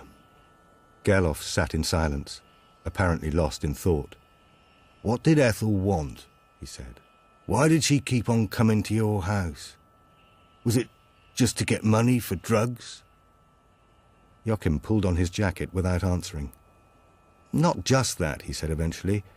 She wanted her daughter back as well. Her daughter? There was no father. He died of an overdose. Katrine and I were Livia's godparents, and social services awarded her care to us 4 years ago. We adopted her last year. Livia is ours now. But she's Ethel's child, said Gerloff. Not any longer. 2 weeks had passed without a single reported break-in in northern Öland. But one morning the telephone rang in the police station. Tilda recognized the name. John Hagman was one of Gerloff's friends. I hear you're looking for people who've been breaking into houses, he said. They've been here in the village. I'll come down and take a look, said Tilda. Tilda got out of the police car on a gravel track in the middle of a row of closed-up summer cottages. A short, elderly man in dark blue dungarees and a brown cap came over to the car. He nodded briefly and pointed to a dark brown one-story house with wide windows. There, he said. I noticed it had blown open. Same thing next door. When Tilda went closer, she could see that the frame was split and broken open near the catch. The room inside was a mess.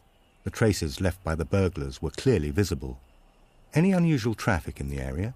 No, said Hagman. I mean, the owners go home to the city in August every year. In September, there was a firm out here replacing some floors, but since then, there hasn't... Tilda looked at him. A flooring company? It wasn't a plumbing firm, said Tilda. Kalmar Pipes and Welding? Hagman shook his head. They were laying floors, he said. Laying floors, said Tilda. She remembered the newly polished floor at the vicarage in Haggleby. and wondered if she'd found a pattern.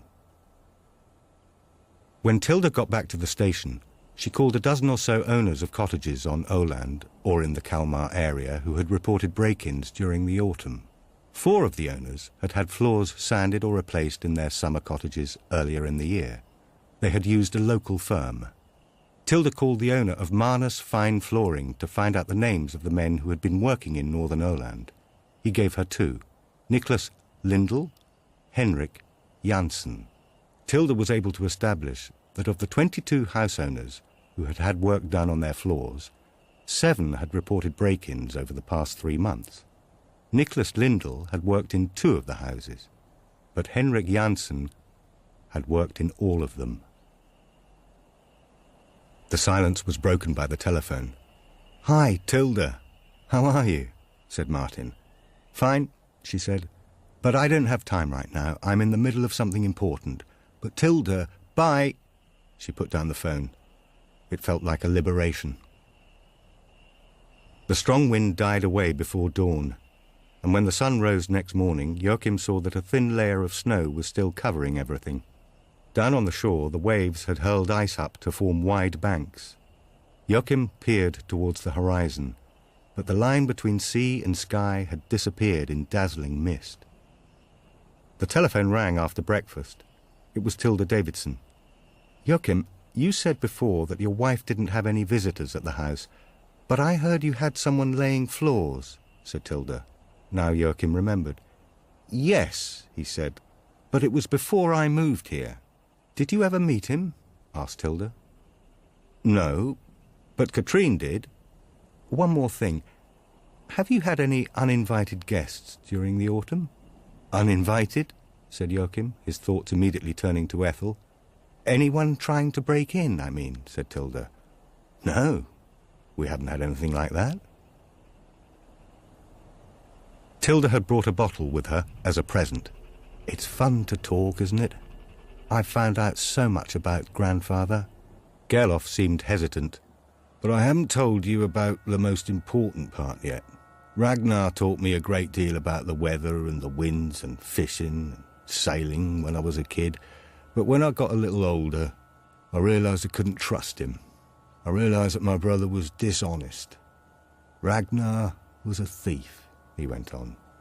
"Nothing more than a thief. I can't make it sound any better, unfortunately." "So what did he take?" asked Tilda quietly. "Well, he stole everything he could, by and large.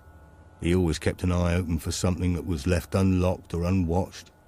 I don't think about my older brother too often. Ragnar was a shit." When she got back to the police station, the light on the answering machine was flashing. She started to listen to the message, but when she heard Martin's voice, she pressed delete. It was time he gave up. This was the shortest day of the year. When Livia and Gabriel had fallen asleep that evening and everything was quiet in the house, Joakim put on his padded jacket and left the house with a torch in his hand.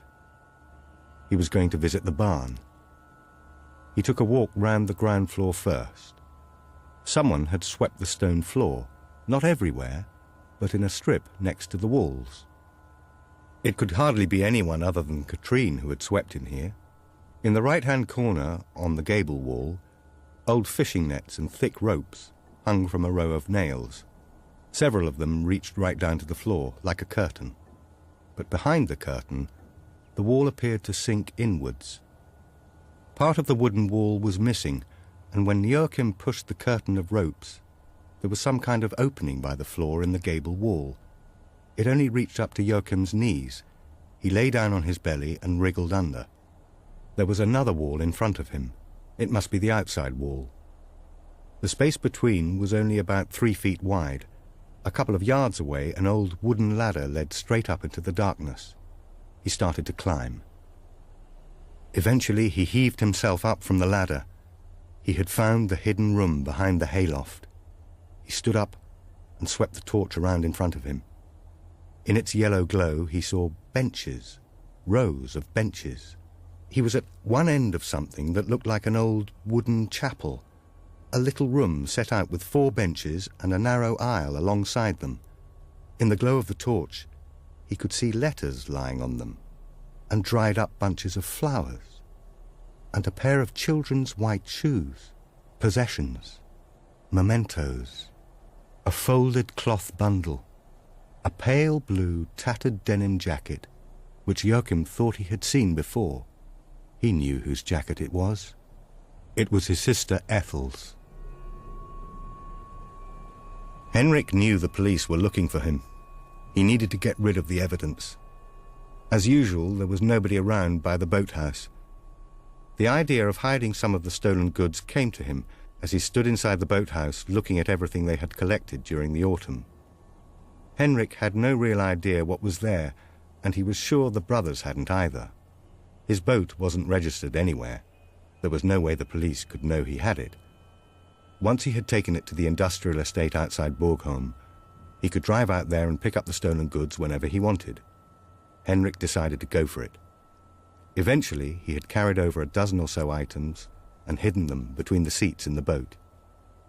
He fetched a green tarpaulin from the boathouse, pulled it over the boat from prow to stern, and fastened it with a long nylon rope. When Henrik went back to lock the boathouse, he heard a dull roar through the soughing of the wind. He turned his head. Through the trees he could see a vehicle approaching, a dark van. The Sorelius brothers pulled in next to Henrik's boat. "Hi there, Henrik." The brothers walked towards him through the snow, both smiling. "We've come to collect stuff as well," said Tommy. Tommy went past him and walked over to the boat. Henrik's pulse rate increased. He should have got more ropes and knotted them tightly over the tarpaulin. In order to distract Tommy, he started talking. "Do you know what I saw out here back in the autumn?" "No." Tommy shook his head, but didn't take his eyes off the boat. "It was in October," said Henrik. "When I was here emptying the boat, I saw a motor cruiser. Must have come from the north. It put in up by the lighthouses at Eel Point. There was a man standing in the prow, and that evening they found her drowned in just the same place. I've thought about it a lot." He was talking too much and too quickly. But now at last Tommy turned his head. "Who are you talking about?" "The woman from the manor house up there," said Henrik. "Katrine Westin. I did some work for her last summer." "Eel Point," said Tommy. "That's where we're going." Tommy pulled the tarpaulin hard over to one side. "Aha," said Tommy, looking down at the objects in the boat. Then he pointed at the ground. "You should have swept away the tracks in the snow, Henky. You've been shuttling back and forth between the boathouse and the boat." Henrik took a step backwards. Tommy wasn't listening. He struck out, fetching Henrik a hard blow in the stomach and making him stagger backwards. There was a rock behind him. He slumped down on it and looked at the ground. His jacket was ripped. Tommy quickly went through Henrik's pockets and fished out the car keys. He just sat there on the rock, watching the Sorelius brothers. Freddie climbed unhurriedly in behind the wheel of the van. Tommy settled himself in Henrik's Saab. The brothers were stealing both his car and his boat, and all Henrik could do was watch. Henrik saw both the car and the trailer disappear slowly towards the coast road. Eventually, he took his hand away from his stomach and looked. The tear in his grey padded jacket was coloured red now. After a while, he managed to get up from the rock. He was actually able to walk. His intestines and his liver must be okay. With his hand pressed against his belly, he started to walk towards his boathouse. Henrik made his way over to his grandfather's workbench. Algott's old wood axe was lying there. He took the axe, then he set off into the snow. The Sorelius brothers had struck him down and stolen his boat, and they had talked about going up to Eel Point, in which case Henrik intended to meet them there. Tilda rang the doorbell of Henrik Janssen's flat. A teenage girl was coming up the stairs. Tilda said, "We're looking for your neighbour, Henrik. Do you know where he is?" The girl thought about it. "It could be at the boathouse." "Where's that?" "On the east coast somewhere." "Good," said Tilda. "Have a great Christmas." A broad-shouldered man was sitting in one of the armchairs in Tilda's waiting room. It was Martin Alquist. "What do you think you're doing?" "What do you mean?" said Martin. "You keep on calling me, and now you turn up here. Why?" "Well, I wanted to see how you were." "I haven't got time to talk now. There's a guy I have to pick up." She walked out to the car park. Then she started the engine and pulled away. She saw a blue Mazda pull out behind her. Martin was following her. By the time Tilda reached the eastern side of the island, the daylight was almost completely gone, and the silently falling snow had become more intrusive. When she turned off onto the narrow track down towards Enslunda, Martin's Mazda was still a little way behind her. It was bitterly cold and desolate here at the edge of the Baltic. The cold and the emptiness made the entire coast feel menacing. The waves were rolling in and had begun to break up the covering of ice offshore. Martin got out of his car and walked over to Tilda. "This guy you're going to pick up, is he supposed to be out here?" She just nodded. The door of one of the boathouses was banging to and fro in the wind. Martin opened the door and peered in. "He's not home." Tilda didn't reply. She went inside and bent down. Small, shiny droplets could be seen on the wooden floor. "What do you make of this?" "Fresh blood," he said. Tilda went outside and looked around. There were indistinct tracks in the snow, a long line of footprints leading north. Tilda turned around and headed back towards the car. "Where are you going?" shouted Martin behind her. "It's confidential," she replied, and carried on to the police car. Snow was falling thickly now. In her wing mirror, she saw Martin following her. Tilda increased her speed before she looked to the east and saw that the horizon had disappeared. A grey-white wall of snow hung over the sea. It was dropping rapidly towards the coast. A storm was on its way. Joakim went along the stone pathway between the buildings, out into the wind and the snow. He remembered Gerloff's warning that you could get lost if you went out in a blizzard.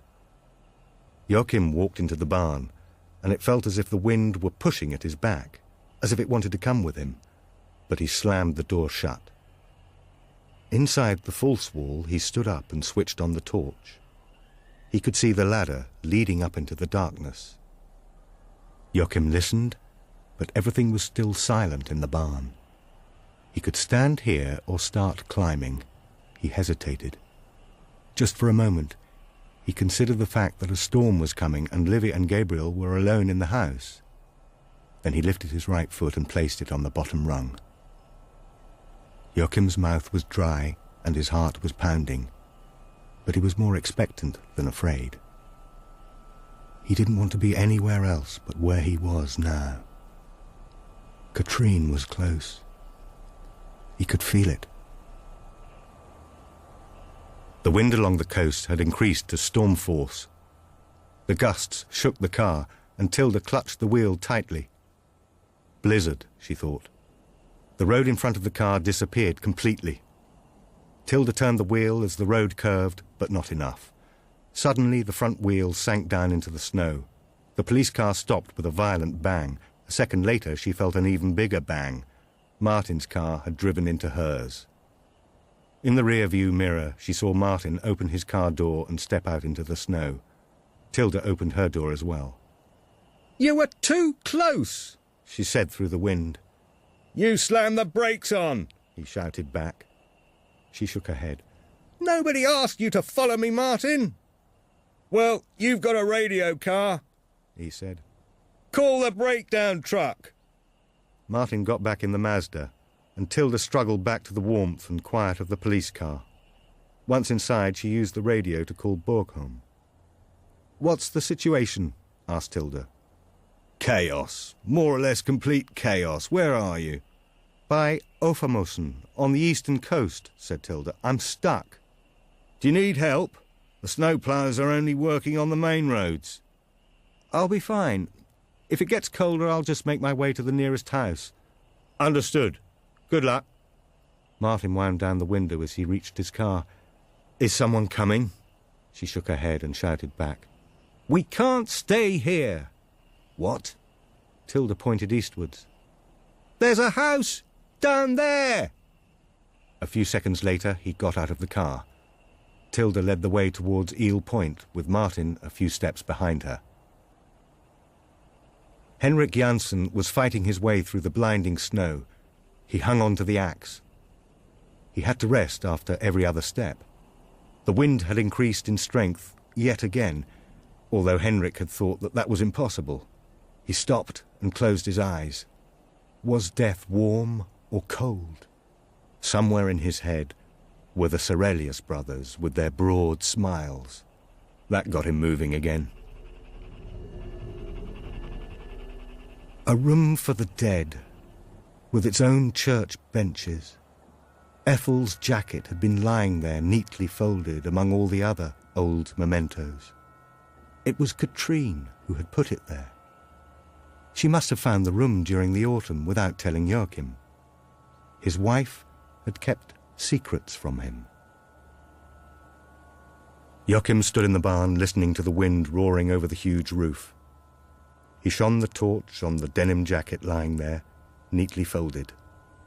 Joakim reached out and felt the worn fabric, as if touching it could provide answers to all his questions. When he got hold of one sleeve, something rustled and fell on the floor. It was a small piece of paper. He bent down and picked it up and saw a single sentence written in ink. "Make sure that junkie whore disappears." This was not a message to Ethel. This had been written to him and Katrine. But he had never seen it before. Katrine must have found it, pushed through the door one day. Joakim was very tired now, and sank down on the bench next to Ethel's jacket. He carried on staring at the note in his hand, until he heard a faint scraping noise through the wind. It was coming from the opening in the floor behind him. Someone was inside the barn.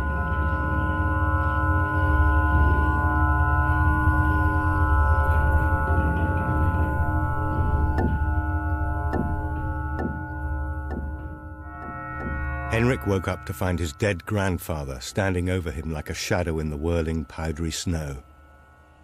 Olgot leaned forward and raised his boot-clad foot. "Get up!" Henrik slowly lifted his head. He thought he could see light. Henrik had struggled along in a daze, yard by yard through the snow, but in the end he had made it. He could just glimpse the veranda of the main house through the curtains of snow, and he ploughed over to it. The door had been broken open. The Sorelius brothers had been here. Henrik pulled open the veranda door and fell headlong over the threshold. He staggered through the next doorway. He found himself in the big kitchen. On the worktop stood a block containing kitchen knives. Henrik grabbed the handle of the biggest one and pulled it out. He went back into the main house. He was standing in a long corridor in the doorway of a small room. A little girl of about 5 or 6 with blonde hair was sitting up in bed. "Hello," was all he said. The girl looked at him. "Have you seen anyone else here?" he asked. "Any other men?" The girl shook her head. "I just heard them," she said. "They were clomping around and they woke me up. I was scared to go out." "You need to stay in here. Where are your mum and dad?" "Daddy went out to Mummy." "And where's your mummy?" "In the barn. Can I go into Gabriel's room?" "Who's Gabriel?" "My little brother." Henrik nodded with some effort. "Course." The girl quickly jumped out of bed and scampered past him. Henrik went back out to the veranda. 2 shadows were moving out there. They slowly came closer through the snow. He wasn't sure if it was the brothers, but raised the axe anyway. By the time the outer door was opened, he had already swung it. Tilda staggered forwards in the swirling snow, Martin by her side. They had almost reached Eel Point now. Tilda could see the main house with faint lights shimmering in the windows. She started moving again into the inner courtyard, which was completely covered in snow. It came up to her waist in some places, and she had to force her way through the drifts. She carried on towards the house, her gun at the ready. When Tilda reached the veranda, she looked at the door. The lock had been broken. She grabbed hold of the handle and opened the door. Then something slender and metallic grey came whirling through the opening. Axe was all she was able to think before it hit her in the face. She could hear Martin shouting in the distance. But by then she had already begun to fall backwards, down the steps and back out into the snow. The murderer had stepped out of the shadows among the trees, walked over to Ethel and whispered, "Come down to the water with me and you can have a fix of heroin from me, completely free." Ethel had nodded. Joakim shivered and pushed the dream pictures out of his head. A rumble like thunder shook him. He woke up properly and looked around him. He was sitting on the front row in the hidden prayer room. The torch had gone out and the only light came from the single bulb in the loft, seeping in through the narrow gaps in the wall. And the rumbling noise? It was the storm, roaring its way in over the coast. The blizzard had reached its peak. But Joakim thought he could hear other sounds too. Someone was walking slowly along the aisle beside him. He heard the scraping sound of footsteps from a figure passing all the benches behind him. Out of the corner of his eye, he saw that a shadow with a pale face had stopped beside his bench and was standing there, motionless. "Katrine," whispered Joakim, without daring to turn his head. "Katrine," he whispered again. "I found Ethel's jacket and the note from the neighbours. Katrine, I think you knew who killed my sister." There was no reply. "Hello?" Henrik shouted to the figure in the snow. "Are you okay?" It was a stupid question because the body below him was lying motionless with a bloody face. A few yards behind her stood a man, as if he were frozen solid in the whirling snow. Then he strode forward and knelt down. "Tilda!" he shouted. "Tilda!" She moved her arms feebly and tried to raise her head, suddenly coughed and started vomiting violently in the snow. "Drop it now!" The man was talking about the kitchen knife, Henrik realized. He was still clutching it in his hand. He didn't want to drop it. The Sorelius brothers were around somewhere. The woman had stopped vomiting. She raised her head and shouted to Henrik through the howling wind, "Henrik Jansson, you're under arrest for robbery with violence." There was a sudden tinkling noise, just a couple of inches from his right ear.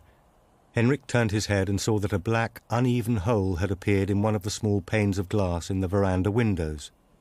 A figure had stepped out of the half-open door of the barn and was standing there in the snow.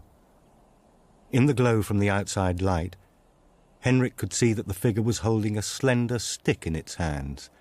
No, not a stick, it was a gun, of course. A man in a black hood, Tommy.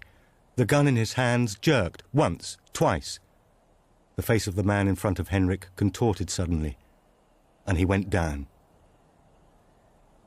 Tilda saw Martin jerk on the steps. He collapsed and landed heavily in the snow just a few yards from her. She heard two more bangs from the direction of the barn. Tilda kept her head down. Her pistol. She had dropped it when she fell in the snow.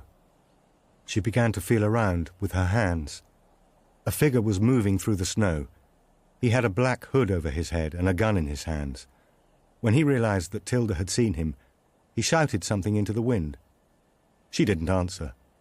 Her hand was still burrowing in the snow, and suddenly it felt something hard and heavy down there.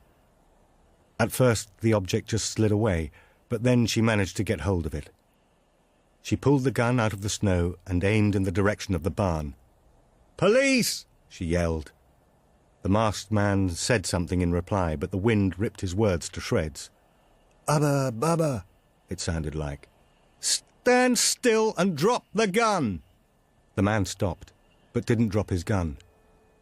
He dropped to his knees between two snowdrifts, less than 10 yards away. He raised the gun and aimed it at her again, and Tilda fired 2 shots at him in rapid succession. Then she ducked back behind the drifts, and at almost the same moment the light went out. Everything went black. The blizzard had caused a power cut at Eel Point. So Ethel went down the dark paths, down to the water. There she sat down obediently and got her reward. Peace.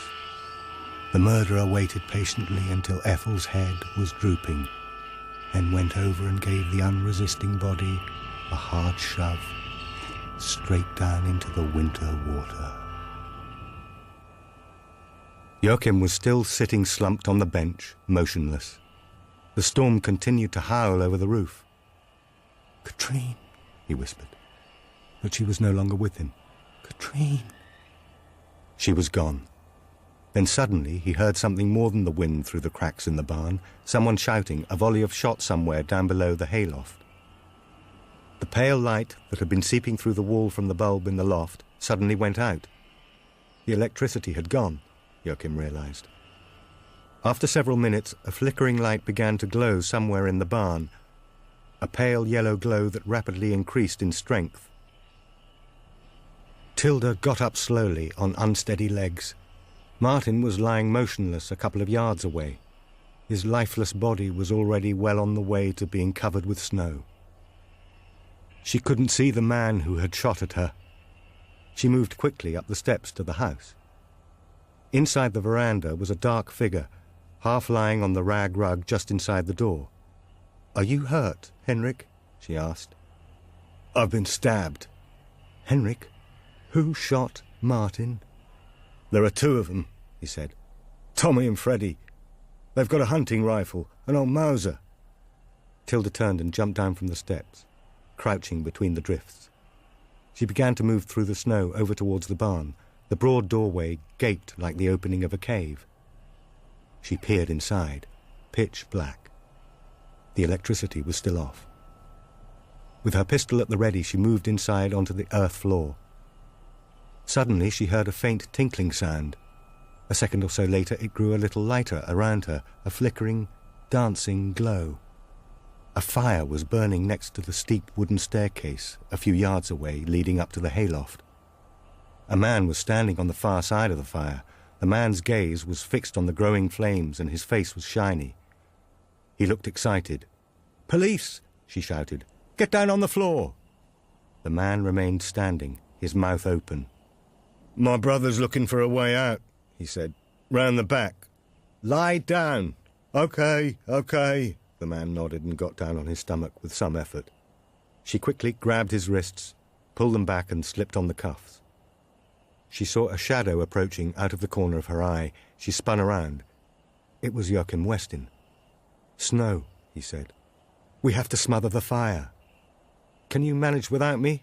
asked Tilda. Joakim nodded. Tilda left the burning staircase. She had to go back into the darkness. She kept close to the northern wall. Then a door appeared, and Tilda went through it. The room on the other side was large and even colder. Tilda stopped with the feeling that she wasn't alone in the darkness. She lowered her pistol, listened, and took a step forward. A shot rang out. She ducked, without knowing if she'd been hit or not. Her ears were ringing. She waited. Nothing else happened. When Tilda finally looked up into the darkness, she saw another closed door, 4 or 5 yards away. It was a way out, but there was someone standing in front of it, a man. He had rolled the balaclava up to his forehead, and his pale face bore a resemblance to Freddie's. He had an old rifle over his shoulder. Tilda steadied the hand holding the pistol, aiming at Tommy. "Drop the gun!" But Tommy just stood there like a sleepwalker, almost as if someone were holding on to him. His eyes were lowered and his right hand was resting on the door handle, as if he were on his way out. But his legs seemed to be incapable of movement. "Tommy?" He didn't reply. A narcotic-induced psychosis? She walked slowly over to Martin's murderer, silently reached out to his shoulder and carefully unhooked the rifle. When she nudged his arm, he suddenly gave a start and came to life. He fell backwards. The iron handle was pushed down and the door opened. It flew open. torn back by the storm. He tumbled out into a snowdrift, got up and staggered away. Tilda raced after him, out into the gale. "Tommy!" she shouted. "Stop!" Tommy had reached the low-growing trees on the edge of the forest. After 15 or 20 steps, he was a grey shadow. Then he was gone. By the time Joakim finally managed to put the flames out, almost the entire staircase up to the loft was charred, and thick curtains of smoke hung from the roof beams. There was a sudden scraping noise over by the barn door, and he saw Tilda come stumbling in from the storm. She had her pistol in one hand and an old hunting rifle in the other. She sank down over by the wooden wall and breathed out. "He's gone," she said. Joakim got up. "I have to see my children," he said, walking towards the door. "Will you be okay?" Tilda nodded. Joakim went inside the veranda and closed the door. A man was lying stretched out on the rug. Dead? No. He was just deeply asleep. Joakim walked into the house, but stopped in the hallway. Ethel was there. She was standing in front of the doors to the children's rooms.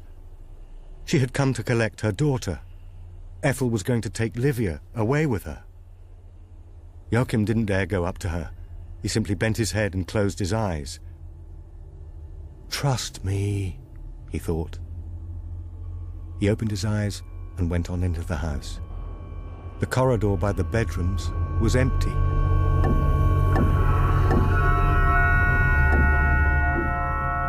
Tilda had vague memories of being helped up the steps to the veranda late that night. Joakim Westin was walking beside her. He led her to a big room where a mattress made up into a bed lay on the floor. There was a tiled stove nearby. It was warm, and she lay down. An indefinable amount of time later, she was woken by a droning noise and quiet voices, but she hadn't the strength to wonder what was going on.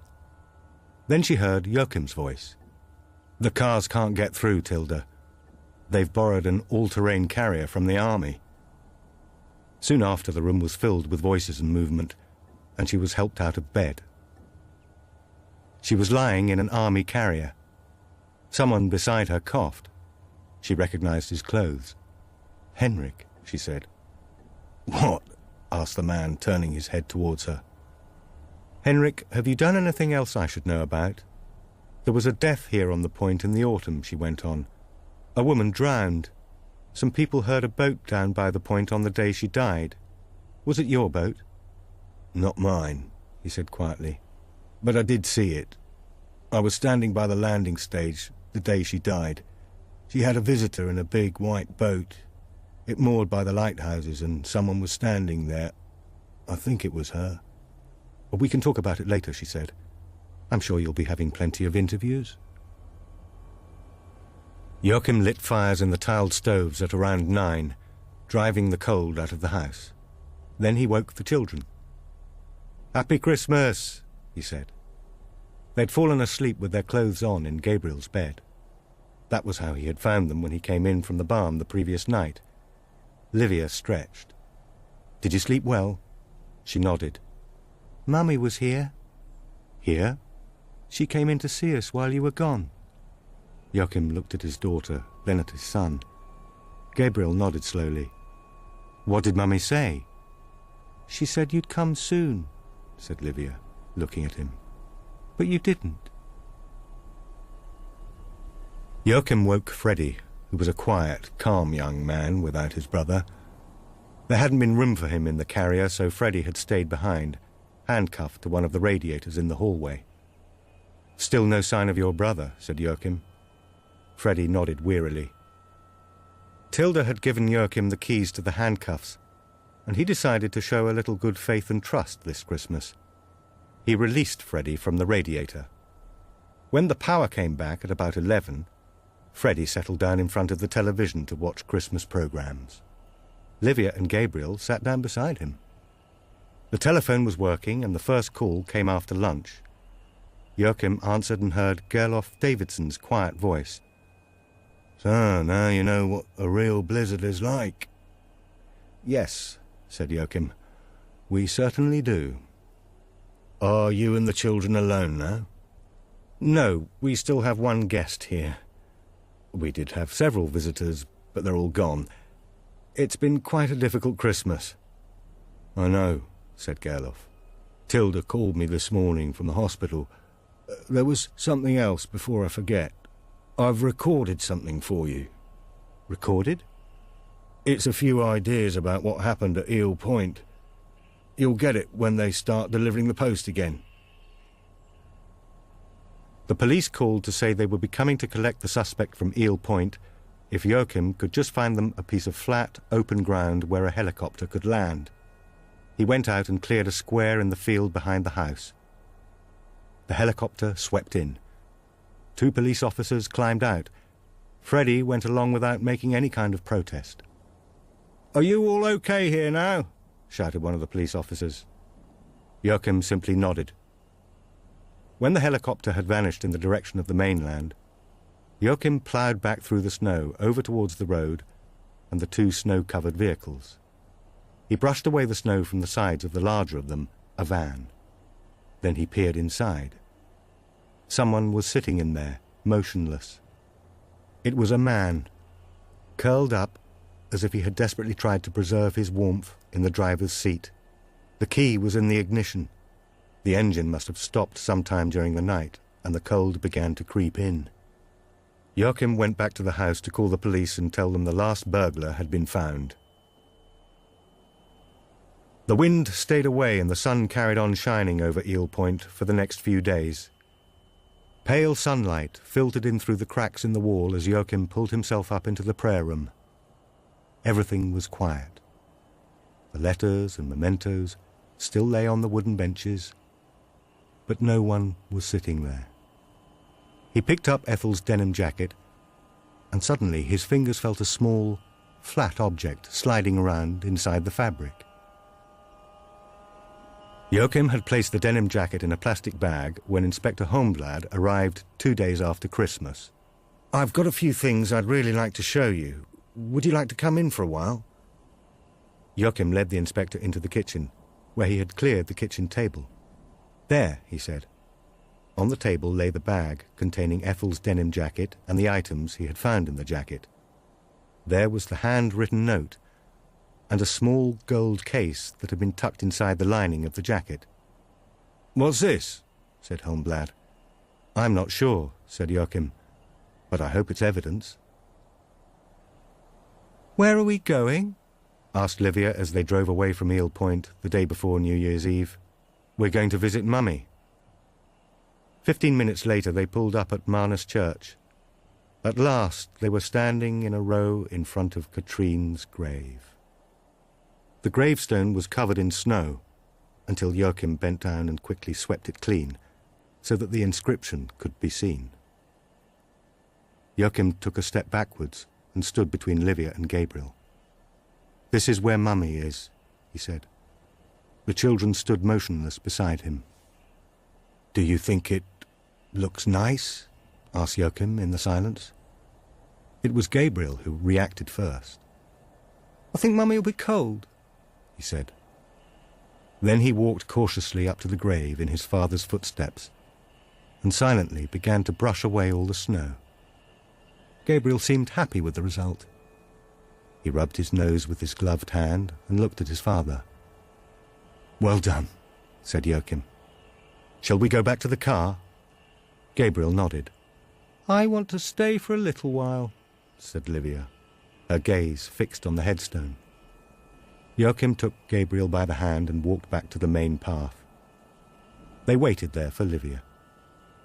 After a few minutes, she joined them and the family walked back to the car in silence. At about 3 o'clock on New Year's Eve, Joakim took the underground to Bromma to wish his dead sister a happy new year and to try to talk to her murderer. He reached the street where the apple house lay and went up to the closed gate.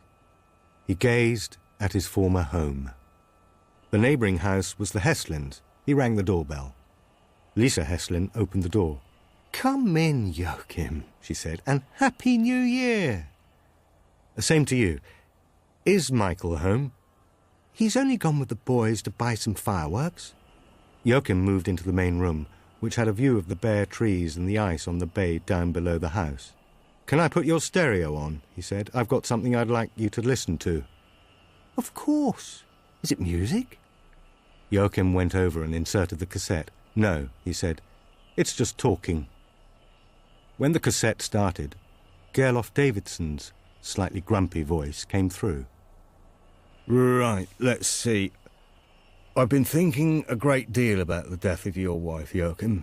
I think someone killed Katrine. A person who left no traces of themselves on the sandy shore and therefore must have come from the sea. I believe he's a powerfully built man, middle-aged. He lives or has a house in southern Gotland, and there he keeps a big boat with an inboard motor. The boat must have been big and fast to be able to cover a day trip between the islands, but at the same time light enough to be able to come into the jetty at Eel Point. But how did the murderer know your wife was going to be home alone that day? I think Katrine knew him. When she heard the sound of the engine approaching across the water, she went down to the shore. The murderer was standing in the prow, holding the murder weapon in his hand when she came out onto the jetty. But your wife wasn't suspicious because he was holding something almost everyone uses when they moor a boat. A wooden boat hook. It's easy to grab the opponent's clothing with the hook. Then you pull, and the victim loses balance and falls into the water. If you want to drown someone, then of course all you have to do is hold the hook beneath the surface of the water. All that is visible afterwards is the odd small tear in the clothing. There are holes like that in your wife's clothes. The crackling voice on the tape fell silent. Lisa had got to her feet. "Who was talking?" "A friend. An old man," said Joakim. "Was Michael at your cottage on Gotland when Katrine died?" "I don't remember." "He must have gone down there sometime to take the boat out of the water, mustn't he?" Lisa looked at him without replying. "I was here in Stockholm the evening Katrine drowned," said Joakim, "and I remember noticing there were no cars in your driveway. Nobody was home."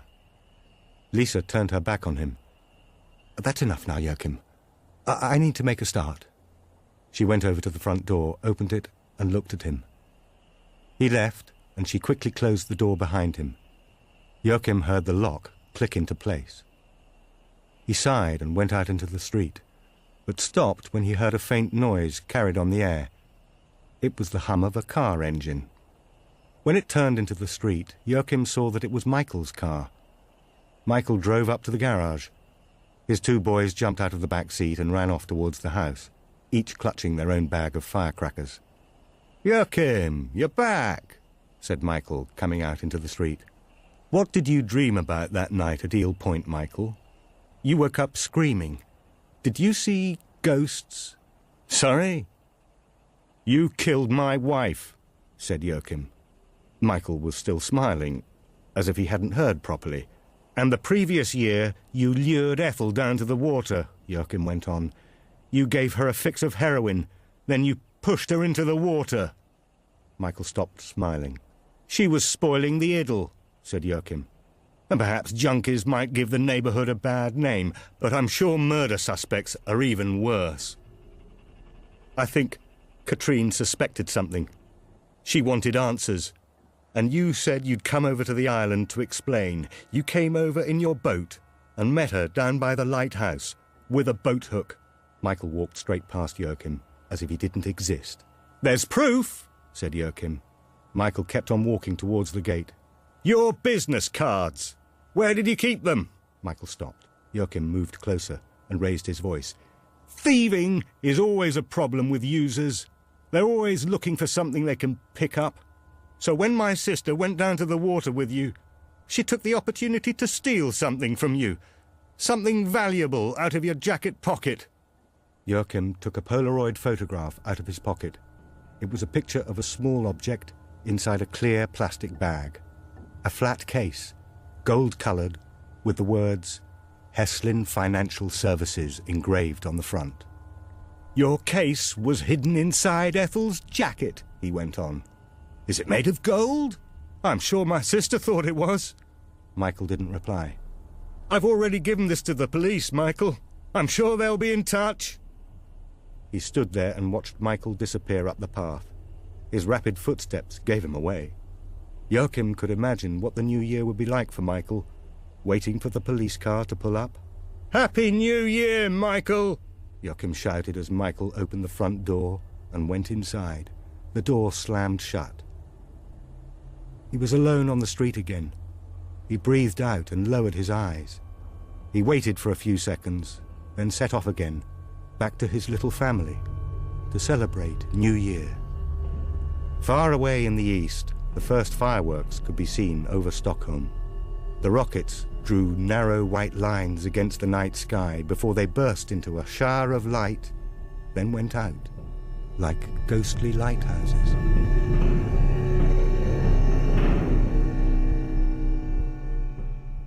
Nigel Cooke reading Johan Theorin's The Darkest Room, translated by Marlene Delargy. The producer was Clive Brill, and it was a Pacificus production for BBC Radio.